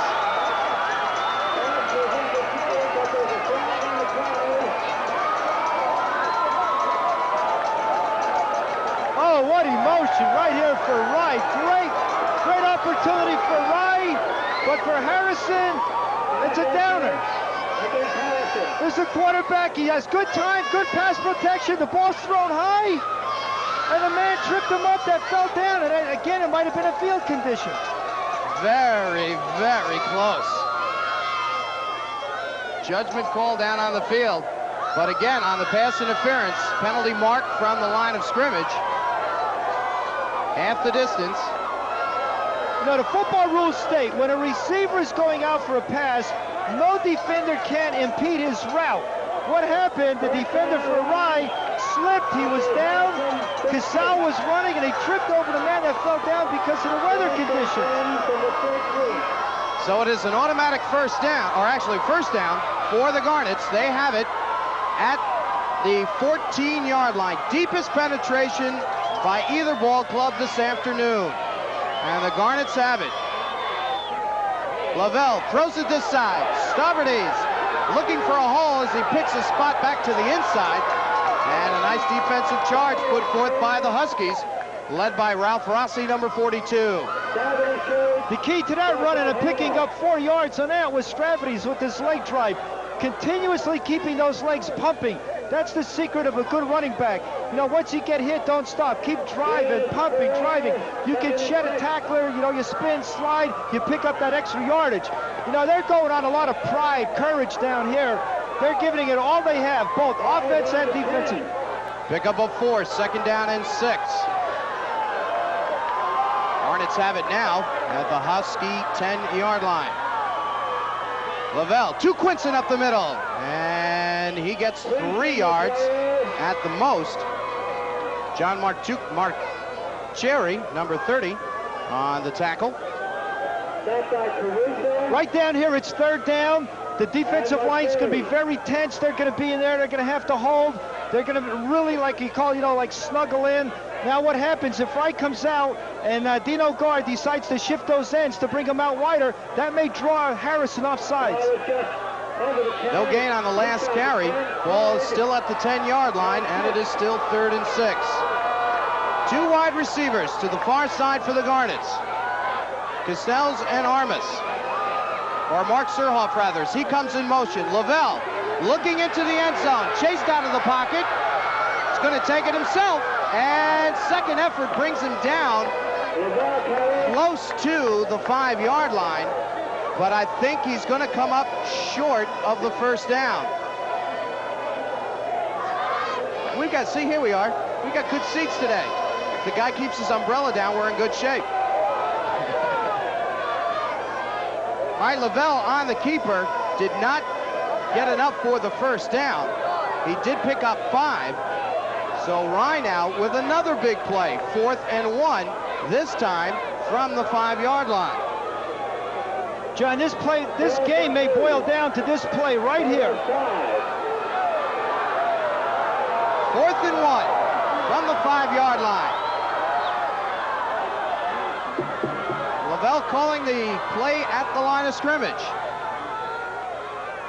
And again, the Garnets just shifting the offense, and the Harrison defense just a little too aggressive, and again they have jumped offside. That's exactly what I was talking about the play before. If Wright comes out, because of the intensity on the defensive line of Harrison, if they come out and they shift that end, then they will go off sides. Dino Guard called a beautiful call, a great situation. You know, the coaching it's tremendous in this game. You really have to have everything together for this contest. All right, they will mark this one off half the distance from the goal, but it will be good enough for a Rye first down. And the Garnets now 1st and goal from the 4-yard line. Offsides against the defense.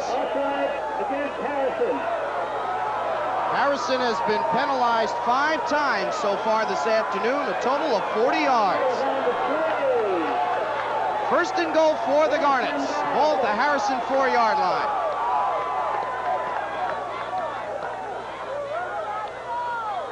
The pitch near side. Staverdes looking inside. Nothing opens as he is stopped short of the goal line. Boy, that defense is reacting so well, so quick to the ball.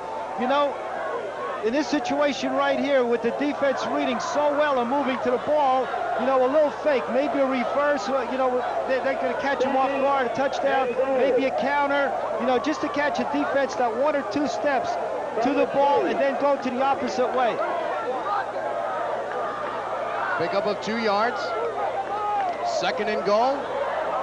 Now down at the 3. Armas, Quinson, and Staverdes in the backfield behind Lavelle.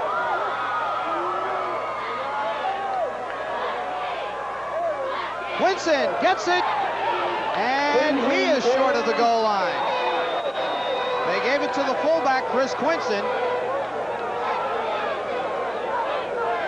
Let's get it tough down here. This is the toughest yardage to get offensively. That defense is really grinding down in there. You know, you can't express how important it is right here. The offense going in really wants to score. The defense really wants to hold them. The offensive line, defensive line are going to explode into each other. They have a 3rd down if they score right here. But if they don't, then they can also go for a field goal. 3rd and goal from the 3.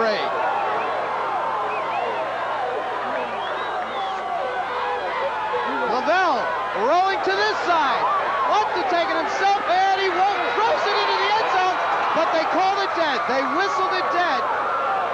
Heads-up play by Lavelle. He found Castells open in the end zone, but the whistle had already blown, and the play was over before Lavelle was able to get the pass off to Cassell in the end zone.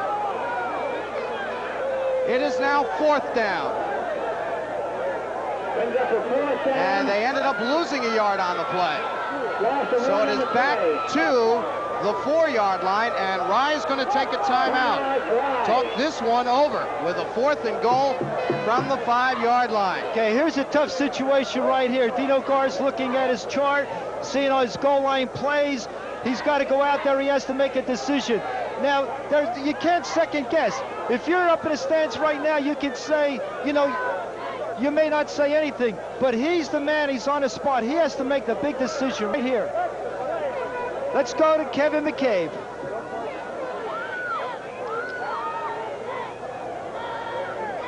Okay, John, this crowd has wanted something to cheer about, and Rye seems to be getting it now. The Rye partisans are getting close down here on the goal line. I tell you, though, a lot of people are happy they can cheer, though, because they can stamp their feet, they can clap their hands, and they can warm up. Back up to you and the coach in the booth. John. Okay, thank you very much, Kevin. And again, we'll remind you at the end of the ball game, Kevin McCabe will be by the brook, and he will be bringing you the victory celebration, if there is one. I understand that maybe somebody can correct me, but I believe if there's a tie in the ball game, nobody goes in the brook. The guys in the press booth go in the booth. Is that what you're saying? Yeah, that's what they all agreed on. And Kurowski leads the way. All right, now Garnets are going to go for it on 4th and goal from the 4-yard line. Stavardes and Quinson, the backs. Surhoff is the wingback. Lavelle, the quarterback. The pitch to Stavardes. Cuts it back inside, and the Huskies have held. Oh, what a goal line stand! What a tremendous goal line stand. This may go down as one of the greatest goal line stands in years in this game. He had about 2 yards to go. The call was good. They rose to the occasion. The goal line stand was there. Now you have to play it safe. No fumbles. You can't have anything where you're exchanging with the ball with too many ball players. You have to get out of there. You have to get some working room. You'll see it again. Look at the defensive rush. And they get a hold of him, drop him at the 4-yard line. So Harrison goes the other way now, 1st and 10. They'll give it to Stein. Try to get themselves just a little more working room. Clock is still rolling, 3:48 left to go, 3rd quarter, and we still have no score. Boy, in this situation right here, I would just run off tackle up the middle, and I would tell those backs, hug that ball, hold on to it when you're going through the line. You're going to have the right defense. They're going to be reaching out, grabbing, trying to loosen that ball, create a fumble right here. Stein got 2. 2nd down and 8. Again, Stein, and this time he is dropped behind the line of scrimmage, and I don't know if the football came loose. It did. The Garnets have recovered inside the 10-yard line. First turnover for the Huskies in the ball game, and as they would say, a most inopportune turnover. Boy, that situation, that's what you have to do. You have to hold on to that ball, hug it. I would have done the same thing as a coach. I would have told the defense, hey, one guy stand them up, the other guy grab the arm, try to get the ball loose. Rye did it. They're making things happen for themselves. All right, Rye has it 1st and goal from the Harrison 9-yard line. They had a 1st and goal from the 4 and couldn't knock it in. Chris Quinson. Again, they try right up the middle. And again, the Harrison defense equal to that task. Number 61, Kenny Brown, on the stop, along with John Butcheri. Okay, what more can you ask for? You have to ask the defense. Again, you have to put up with a goal line stand. You have to do it. You know, this is it. This is a big game. To ride the intensity. You know, you're asking that defense for so much, and they have to give it their all this afternoon. 2nd down and goal from the 9. Dino Gar watching from the sidelines. Tommy Armas comes in motion. They flip him the football, and he does not go anywhere. Back to the line of scrimmage, and that is all. Jay Caruso corralling Armas, stopping him at the line of scrimmage, and again the Garnets will have it 3rd and goal from the 9. The Huskies are covering everything. They're covering the run up the middle. They're covering off tackle. They're covering the flare pass. They're covering everything with that 6'5" goal line defense. It's man for man. Everyone has a man. He's responsible for him. They're playing him well. What a tremendous ball game. Joe King, tight end to the near side. Vance Cassell's the tight end to the top of the screen. 3 backs in the backfield behind Lavelle. 3rd and goal from the 9. Lavelle, play action, gets good protection, puts it up into the end zone. Touchdown, Rye!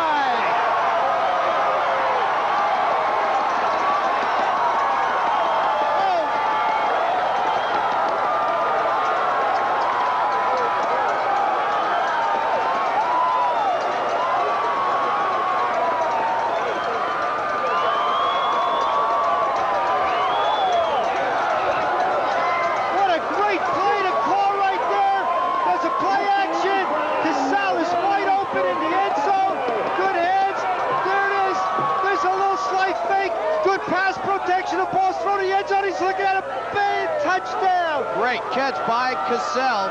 Great concentration. He was wide open in the end zone. I said at the top of the program, he's a blue chip ball player.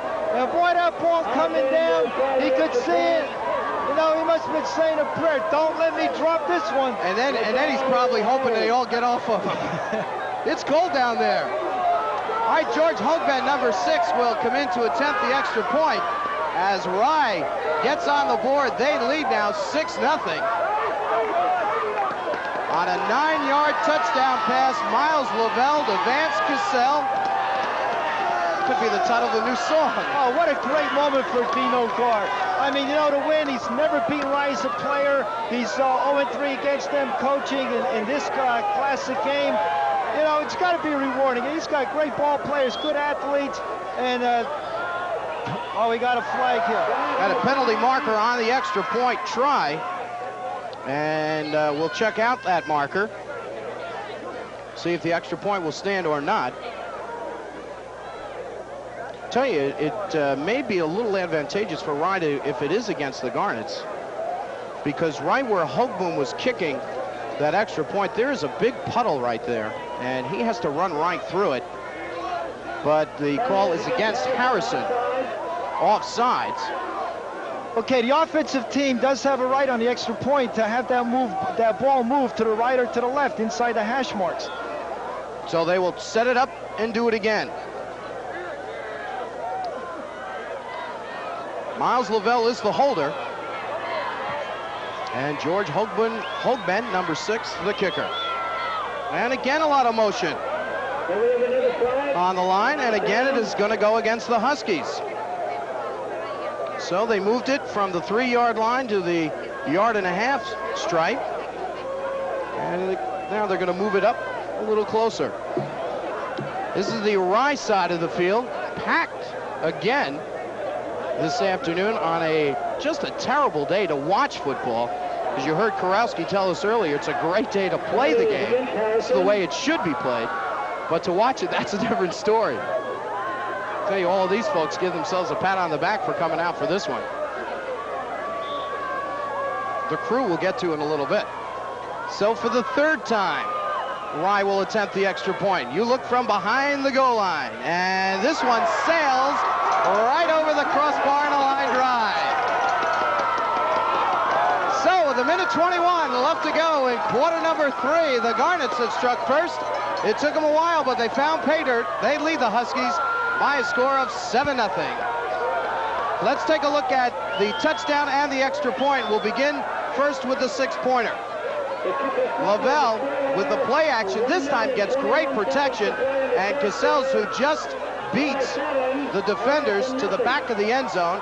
And now watch this line drive boot as Hogbend able to get it across the crossbar. And that's the scoring. That's all the scoring so far in the ball game, as Rye now leads 7-0. Very exciting here at Nugent Stadium. And as we started off our program this afternoon, we kind of titled this an early Christmas present for everybody, an extra bowl game, if you will. Of course, the Section 1 championships begin next weekend at Memorial Field in Mount Vernon. And we hope you'll join us Tuesday night on Extra Points when we'll have the complete breakdown of all the bowl situations for you. Hoagman with the kick. It's a short one, taken by the up-back. And he gets a nice return across the 40-yard line. And that was number 20, Jay Caruso, handled that one. And they will spot the ball just across the 40-yard line. It'll be 1st and 10 for the Huskies from there. Rice ahead now, 7-0. The defense is going out there. They're going to play tough. But that Harrison offense is not going to give up. They're going to get a little bit tougher, and they're going to start grinding it out. They're going to have to get something going right here. 1st and 10. Amorosano gives to Alan Stein, and Stein is stopped after a short game. Pardon me. John Marcheri, number 30, gets the call, and he gets a yard. You can see that right defense is really up. They're psyched. They're going to be playing hard. They're going to be playing tough. Right, this game's going down, right down to the wire. As is the clock, we might add. Now at 40 seconds and counting towards the end of the 3rd quarter. 2nd and 8. Amorosano again, this time to Alan Stein, and he is cut down by Joe King. And a little help as well from Chris Quinson. The right defense is really coming. They had a blitz on there. They want things to happen in the offensive backfield. They're coming hard. They're coming tough. You know, there are no stops. Everything's go. 3rd and 7. 3rd down and 7 now for the Huskies. And before they'll be able to bring the offensive unit up to the line of scrimmage, we're going to hold things up as the 3rd quarter has come to an end here at Nugent Stadium in a very exciting Rye Harrison encounter, with the Garnets leading the Huskies by a score of 7-0. When we return, the Huskies will have it, but they'll be facing a 3rd down and 7 from their own 40-yard line. Ryan Harrison continues here at Cable 3 in just a moment. Hi, I'm Willie Mays. I played on some great teams and with some great players. And to be a winner, it takes teamwork. That's why I'm going to bat for the Empire 14 in Mount Vernon, Westchester's #1 Ford dealer, because they come to bat for you with great buys on new Ford cars, trucks, quality used cars, and great service too. Take it from me, get a home run deal from Mr. B and his great Empire 14. Where the customer is #1. Nothing compares to the excitement of the high school football bowl championships. DeCarlo. That's the throw. Big rush is on. Puts it up into the end zone. Complete touchdown! Again this season, Cable 3 will be the exclusive outlet for the 1985 football championships. Don't miss these great season finales as the Cable 3 High School Football Game of the Week brings you the best teams in Section 1. Check the program guide for the 1985 football bowl games only from Cable 3 Sports. All right, well, while we were away, Harrison did bring the club up to the line of scrimmage, and as they tried to move on the offense, they were quickly assessed with a 5-yard penalty for illegal procedure. And will now have it 3rd and 11, the ball at their own 40-yard line. And you can see the field is really getting to be quite a mess out there. So it is 3rd and 11 for the Huskies. Opening play of quarter number 4. Amorosano drops back, lets it fly down the sidelines, and it is complete, intercepted, picked off by Mark Surhoff, number 9. The 2nd turnover by the Huskies, the 1st interception thrown by Amorosano, and Rye gets it back. 1st and 10 from their own 39. This is a play-action pass. He's running a little bit deep. He's behind. He's not really in that seam between the flat and the defensive cornerback. He was a little bit deeper. Rye is reacting to the ball.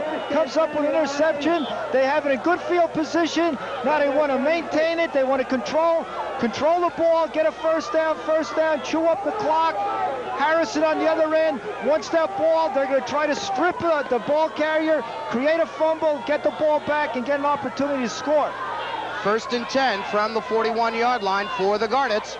Lavelle gives it up. Stavarides with the call. And he is across the 40-yard line. And Rye will have another 2nd down and about 9-yard lines. Well, Kevin McCabe's back at work. He's got the principal here at Rye. So let's go visit with Mr. McCabe. John, I'm down here with Dean Flood, the principal of Rye High School. You know, the coach is worried about all the players on the team all week. Dean Flood has been worried about over 600 kids and their mood all week. How has it been? Well, it's been very exciting, and the mood is as infectious during the week as it is here today. You get this many people coming out in the crowd with this kind of rain, you know they're excited. Be honest with me. We'll be glad to see this week over with, Dean. Well, I'll be delighted to see the kids go in the brook at 4 o'clock and have this game end. Okay, back up to you and Coach in the booth, John. Sure hope we get McCabe out there in the brook as well. Lavelle, straight drop back. Lets this one fly down the sidelines, and it's incomplete. Nice defensive play made by Lorenzo Santoli, stepping in front of Surhoff, the intended receiver, to knock it out of bounds. Well, that stops the clock with 11:02 left to go. There's Mike Belmont, head coach for the Huskies. Started the season last year as head coach and then had some problems with his stomach, I think, and something that you, Kurowski, can relate to, I'm sure. Yeah, I can agree to that because I had ulcers, and they were actually bleeding ulcers. And, you know, you worry a lot. You worry about the game, the plays, the players, and it does happen. It's a shame, but... Well, he got the doctor's okay to come back to coach this year. Lavelle loses the snap and is able to fall right back on it, loses 3 yards on it as it's back beyond the 45 to the 44-yard line, and it will be 4th down now for the Garnets. And I'm sure at this juncture of the ball game, with Rye leading 7-0, Dino Gar will punt the football away. Right now, the situation, that ball is slippery. It's hard to handle. The center's having a hard time. Get a towel out there for him. Let him wipe his hands off. Get a towel for the quarterback. That ball is very hard to handle. And now they're going to punt. Harrison gets the ball back. All right, so number 7, Joe King, is in to punt. Alan Stein is the D-back for the Huskies at his own 30. King gets a beautiful kick. High spiral. Chases Stein all the way back to his 15-yard line. Now we'll bring it back up to the field on the far side. And he goes out of bounds across the 25 to about the 27. And Harrison will set up shop 1st and 10 from there. There's the Rye High School Brain Trust. Dino Gar leading that group. And his club up 7-0 with 10:10 left to go in the 4th quarter. We're going to kind of flow with it at the end of the game with our post-game show. We sure hope to get the winning coach and our player of the game, and also a look at the celebration in the brook when that finally occurs. But Harrison will have something to say about that in the next 10 minutes. Amorosano to Alan Stein, and number 86, Jay Vance Cassell, met him head-on. And, Coach, I think you'll agree, and I'm sure the executive committee in the truck, Cassell's, at this point, leading candidate for MVP. Oh, Cassell's a great ball player. I said before, he's a blue chipper. But look at this Rye defense. They're well coached. They're well schooled. They're pursuing to the ball. They're hitting well. They're knocking the offensive ball carrier on his back. They have the momentum now. Here's where Rye has the momentum in this ball game. 2nd down and 10. No gain for Stein on the last play. Amorosano wants to throw towards the sidelines, and it's intercepted by Tommy Armas.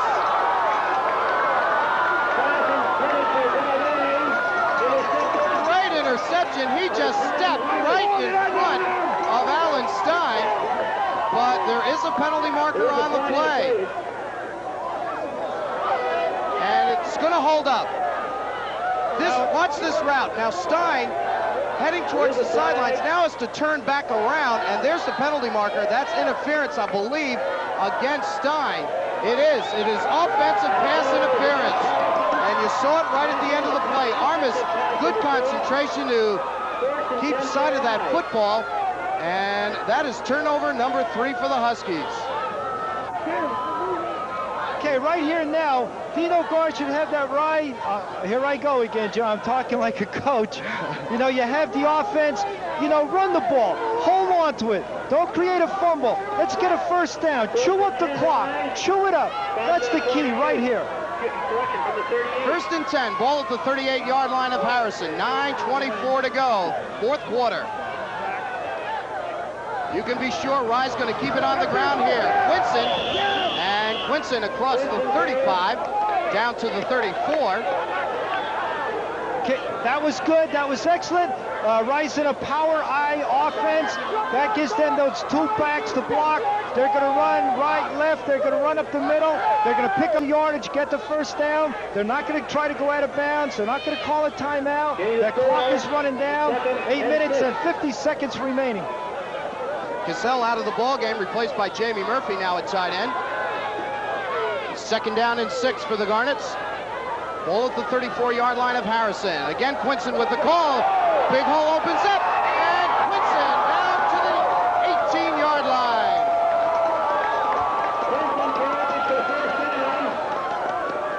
Let's give credit where credit is due right here. Those offensive linemen, the foot soldiers, they are just exploding out of the blocks, creating the hole. They are hitting their defensive man. They are driving them back in this mud. And as you took notice, when Quinson was tackled, he slid 5 yards. That's how slippery and muddy this field is this afternoon. Down to the 18, 1st and 10 for the Garnets. Rye has accumulated 10 first downs in this ball game. Lavelle again to Quinson, and again another hole opens up. And Quinson is down to the 15-yard line. You can see the mud, the dirt. There are going to be a lot of players who are going to sleep very well tonight. And there are the Rye faithful. There's Quinson. He's loaded with dirt, mud, wet, soaking wet. He probably weighs about 10 pounds more than he would, before the game. It's getting heavy to pick up those feet in this mud, drive, but the emotion, the greatness of this game, nothing's going to hold them back. They're just keep on plowing, going. Everything is all going out for this game. 2nd and 7. Miles Lavelle, Staubertese with the call, and trying to make sure he has good footing. And I'm sure on a drive, I shouldn't say I'm sure, I should say I know on a drive field, he makes that cut up the middle and gets a good gainer out of it. Yeah, he was looking for that cut because he was going to the sideline and the defense was pursuing to the sideline. Now, if he had the cut, then the defense would be going in the direction they're going, then he would have the inside. But as you can see, he was slipping and sliding and he couldn't get his footing. We should say, he really hasn't had a lot of work here this afternoon, but he is a fine back for Ryan. Has really performed very well all season long for the Garnets. He's had a couple of big offensive days this season for Rye. Jim Staubertese and Chris Quinson gets this call close to the 10-yard line, maybe about to the 12. It will be short of the first down. Rye has to get it across the 10 to about the 9 for the first down. Only 1 yard on the play, so it is 4th and 3 for the Garnets. John, the thing that really impresses me here with this Rye team is Dino Gar was at Westlake for 6 years. He comes to Rye, and the players have made the adjustment very well to his thinking, to his system, to his expectations.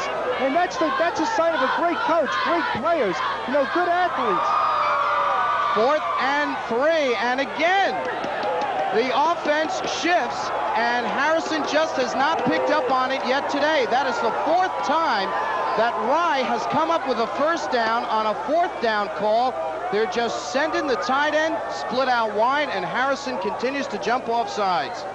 Boy, the coaches for Rye, Tom Maloney was a quarterback when he was a senior in 1970. They beat Harrison. He's the head of the offensive and the defensive backs. They're just elated. This is just working for them with that shift because the intensity that the defensive linemen have with Harrison. So another first down for the Garnets. Ball is at the 8-yard line, so it is 1st and goal for Rye. Quinson right up the middle, and this time whatever hole was there disappeared immediately. Bossari on the stop, and you may hear a little booing from the fans. Miles Lavelle took quite a belt right after he gave the football off, and the fans looking for a late hit call. But they are not going to get it. No gain. 2nd down and 9 for the Garnets from the 9-yard line. Now, I remember as coach at Eastchester playing Rye, Coach John Nugent was the head coach, but Dino Gar was the defensive coordinator. Boy, what a combination they were. It was very tough. They were very tough to beat. John Nugent was coach of the year. Dino Gar is just carrying on this winning tradition here at Rye. Surhoff is the wingback. Quinson and Staubertese in the backfield behind Lavelle. Staubertese with the call. trying to follow his blockers, but nothing opens up. I think that is John Mocheri, number 30, on the tackle. The numbers are starting to be hit by the mud on the jerseys of Harrison. No gain again. Ball remains at the 9-yard line with 4:35 left to go here in the fourth quarter. And at this time, Rye is in a good position in the game. They're in good position on the field. They're controlling the ball. They're not fumbling. They're running to the right, the left, the middle. And most importantly, that clock is running down. 3rd and goal from the 9. And we got a whistle out on the field. A 4-minute warning now will be issued to both benches. We're going to take a short timeout, and when we return, Rye will have a 3rd and goal from their own 9-yard line, but they already lead in the 54th edition of the Rye Harrison ball game. It's the Garnets 7 and the Huskies nothing.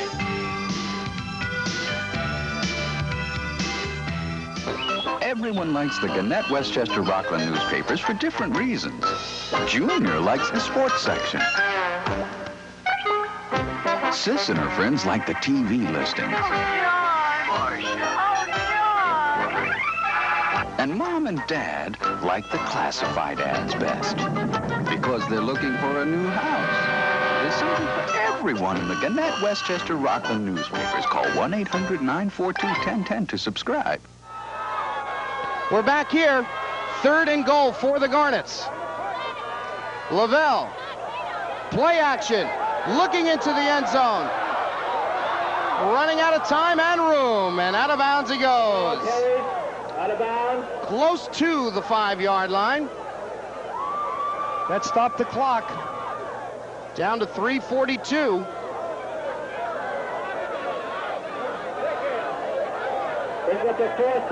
And Lavelle, just 1 yard on that keeper. It will be 4th down. And the Garnets will go for it. Might be a little too muddy or possibly a little bit out of Hoagman's range for an attempted field goal. No, also you have, you're calling upon the Harrison defense to rise to the occasion and stop them again. From the 8-yard line, 4th and goal. Lavelle looks into the end zone, fires, no good. Zerhoff, the intended receiver, went right through his hands and falls harmlessly into the end zone, so the Huskies will get it back on the exchange of downs with 3:36 left to play. However, they have to move the football 94 yards to tie this one up, or to at least give them a shot at tying it up. John Antonuccia, the defensive coordinator of Rye, he's telling his guys, you got to stop them, cover everything, don't let a man be free, don't let him be open, let's not get hurt with a pass. This is it. You're telling guys this is it. As a coach, I don't even think you have to tell them. They know it because of the importance of this game. All right, Tony Sabella's on the far side of the field speaking with the Harrison head coach, Mike Belmont. They're going to try to keep the fans off of the field and off of the sidelines for the remainder of this game. Don't forget, coming up, we will have the winning coach and our player of the game with Ray Karowski on the field, and also a look at an unbelievable tradition here at Rye, especially, actually, I shouldn't say just Rye, but during the Rye-Harrison game, and especially on a day like this, the winning team takes a ride in the brook. Over at Harrison, it's a little lake. And the tradition is the same when the game is played there. And if you've never seen it, you are in for a treat. We're going to show it to you at the conclusion of this game. Harrison has their work cut out for them. They're 94 yards away with 3:36. They do have all 3 timeouts remaining. They give it first to Alan Stein, and Stein gets it across the 10-yard line. Harrison now will go with the hurry-up offense. Pick up of 3 for Stein. 2nd and 7. Harrison's going to be going with their 2-minute offense. And I think that's going to help them in this. There may be an official's timeout to get that ball dried. So that's going to kill the clock. But they can run a man, outside, a pass, go out of bounds to stop the clock. They'll give it back to Stein, and he is able to get to the outside. does not get out of bounds to stop the clock, but he will be close to a first down, and that will stop the clock. And it is a first down. So 8 yards for Alan Stein. And it is first down number 6 for the Huskies. The ball now at the 18-yard line, and Harrison doing the right thing, getting that play called and getting up to the line of scrimmage just as they get the clock rolling again. 3 minutes left to go. Amorosano loses the ball on the exchange. And I think a penalty marker was on the field also. Amorosano was able to fall back on it. And a penalty against the Garnets. A big one, 15-yarder.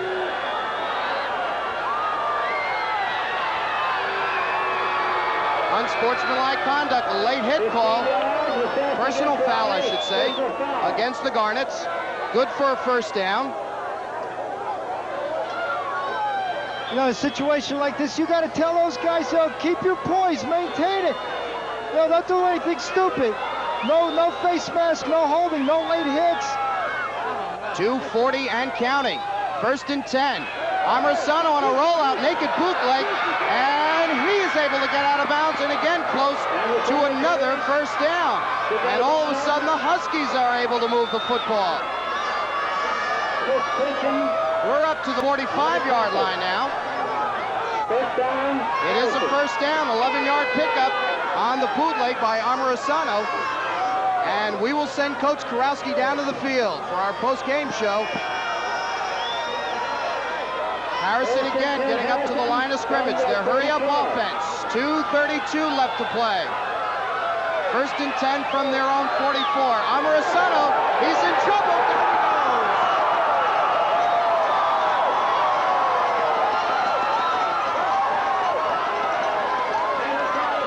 Jamie Murphy, number 87, nobody blocked him, and he came in by himself. Wrapped up Amorosano all the way back to the 32. And we've got a timeout on the field. It'll be charged to the Huskies with 2:19 left to go, and Harrison now with a 2nd and 21. Right there. I don't know if we can or not, but if we've got our top 10s, if we're in the right block, we can show you. We really, with everything that's been going on, this is the one fact that we forgot to bring to you today. This is a top 10 matchup among the small schools on our Cable 3 Sports poll. And we can run it down for you. Dobbs Ferry, number 1. John Jay, number 2. Rye, the Garnets, 7-0-1 on the year at number 4. Bronxville at 5. Eastchester, or pardon me, Bronxville 4. Eastchester 5. Irvington 6. Hackley 7. The Huskies of Harrison coming in at number 8 with a record of 6-2. Tucko is 9, and Ardsley is at number 10. And incidentally, another very big top 10 matchup occurring this afternoon in Section 1 football. Careful there going down that hill. And that is for the Conference C South Championship over at Dobbs Ferry this afternoon. The Eagles playing host to the number 4 team, the undefeated Broncos of Bronxville, also at 7-0, and both teams at 5-0 on the season. And another quick note about that ball game. As you know, the longest winning streak in Section 1 history is held by the Bronxville Broncos, 37 straight. Dobbs Ferry, up to this afternoon's action, had won 36 straight. So game number 37 against Bronxville. 2nd and 21 for the Huskies. Amorosano puts it up into the air, and it's incomplete. Just overthrew his intended receiver, John Hankey. That stops the clock with 2:15 left to play.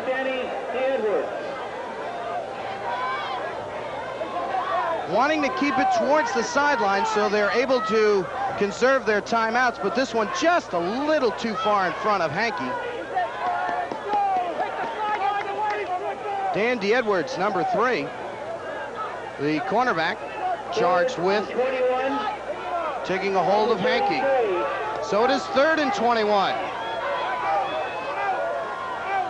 Amorosano looks this way, now goes to the far side to Alan Stein. Stein had a couple of blockers in front of him, but that protection broke down. And Chris Quinson able to break through and make the tackle. So the ball comes up to the 40-yard line. Pickup of 7 on the pass.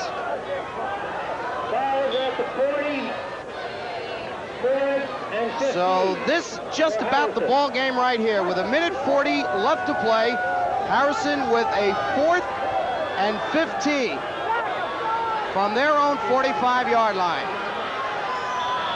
Another whistle before the play was able to get off. Continues to rain, and it's now even raining in the press booth.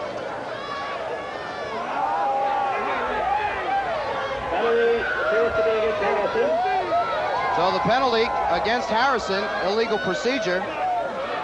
Illegal procedure against Harrison. 5 yard.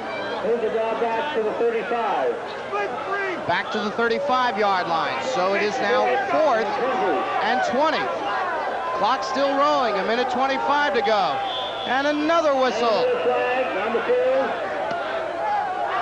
And again it is against the Huskies. They'll move it back 5 more. Another penalty against Harrison. And some of the fans here on the right side of the field starting to head over towards the brook. Oh, just the thought of that going in there today. Oh. So another 5-yard penalty assessed against the Huskies. It will now be 4th and 25.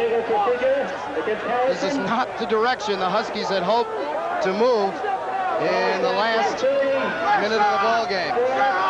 Tino Guard, you can see, wants to get his secondary about 20 yards off the ball. Doesn't want to give up the touchdown pass. Amorisano, and it's picked off by Vance Cassels. He may go all the way. Cassels skips over one tackle and goes out of bounds at the 6-yard line.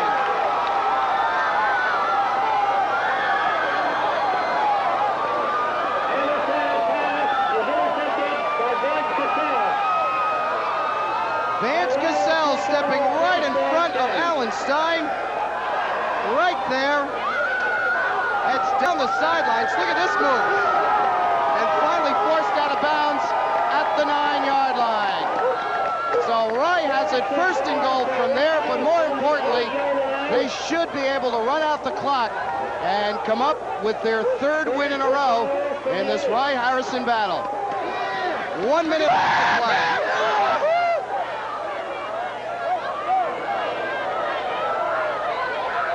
Lavelle to Chris Quinson. Jumps over one tackle, gets it down, close to the 5-yard line. Quinson has also had an excellent afternoon, but let's give credit to that offensive line for the Rye Garnets. They have really done a nice job opening up some holes, and the character of the Garnets also a big factor in this game. After being stopped by Harrison on a 1st and goal from the 4, they got it back on a Harrison turnover, and then a 9-yard touchdown pass. Miles Lavelle to Vance Cassell, and that's all the scoring that we've had, and that's all the scoring we're going to have. And now emotion starting to get the best of the players.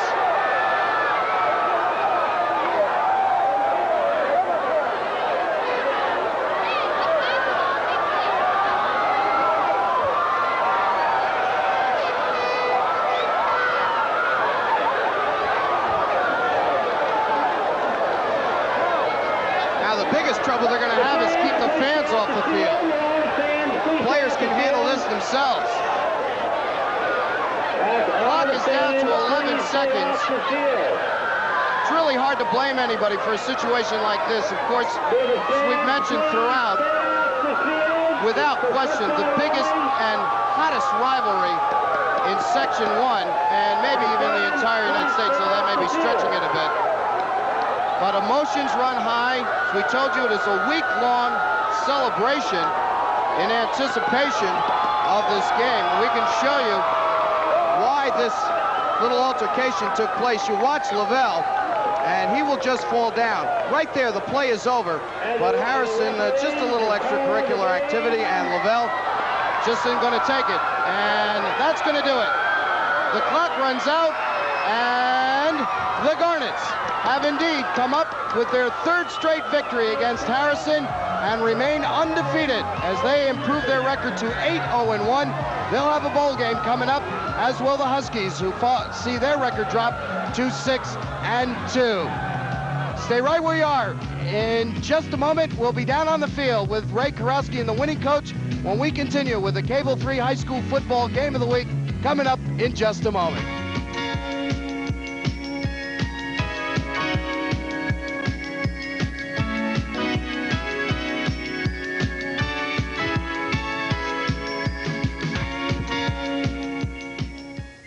Bright, lively, exciting.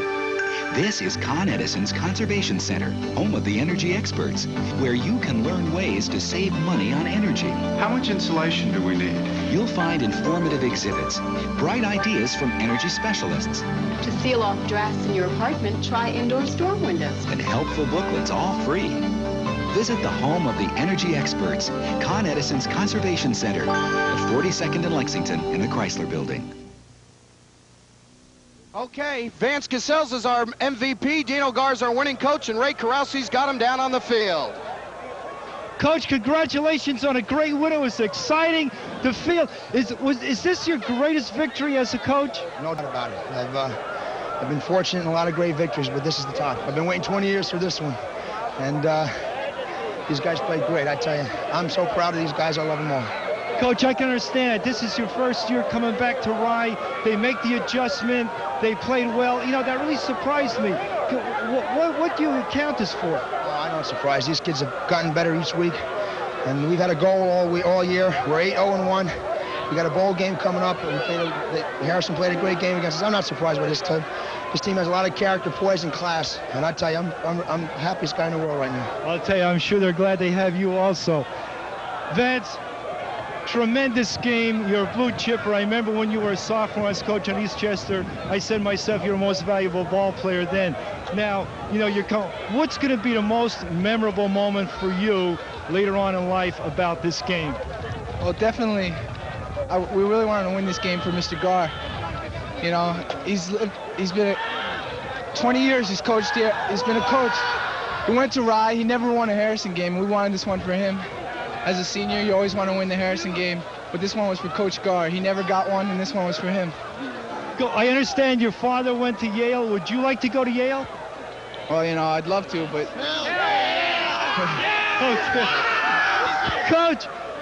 Coach, no, I'm really glad that you're back here coaching at Rye. You know, it's a pleasure having you back here. Good luck in the bowl game. Right now, we're Brookbound right now. All right, guys? Okay, John. Back to you. After all this excitement, they're going to throw him in a brook. Thank God I'm not going in there. That, of course, can be arranged, Mr. Garowski, if you so desire. But there you see it, as the players will carry off the victorious Dino Gar, the winning coach in this annual battle. Dino Gar called it World War III. Mike Belmont says it can make or break a season.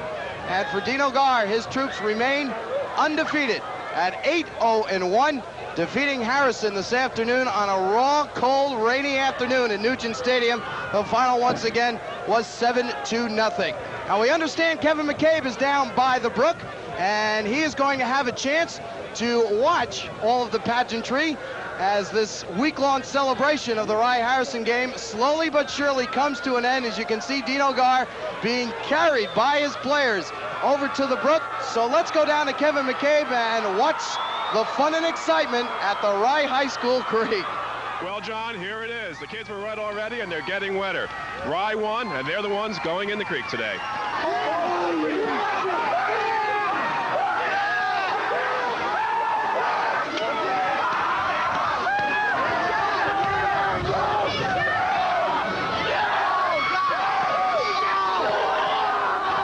Hold that. No problem.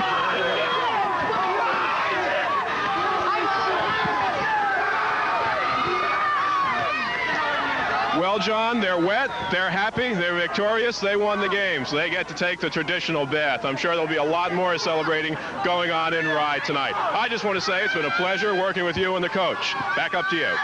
Well, Kevin, thank you very much for joining us here this afternoon. Without question, we couldn't have done it without you, or wouldn't have wanted to anyway. That's going to do it on this latest edition of our Cable 3 Game of the Week.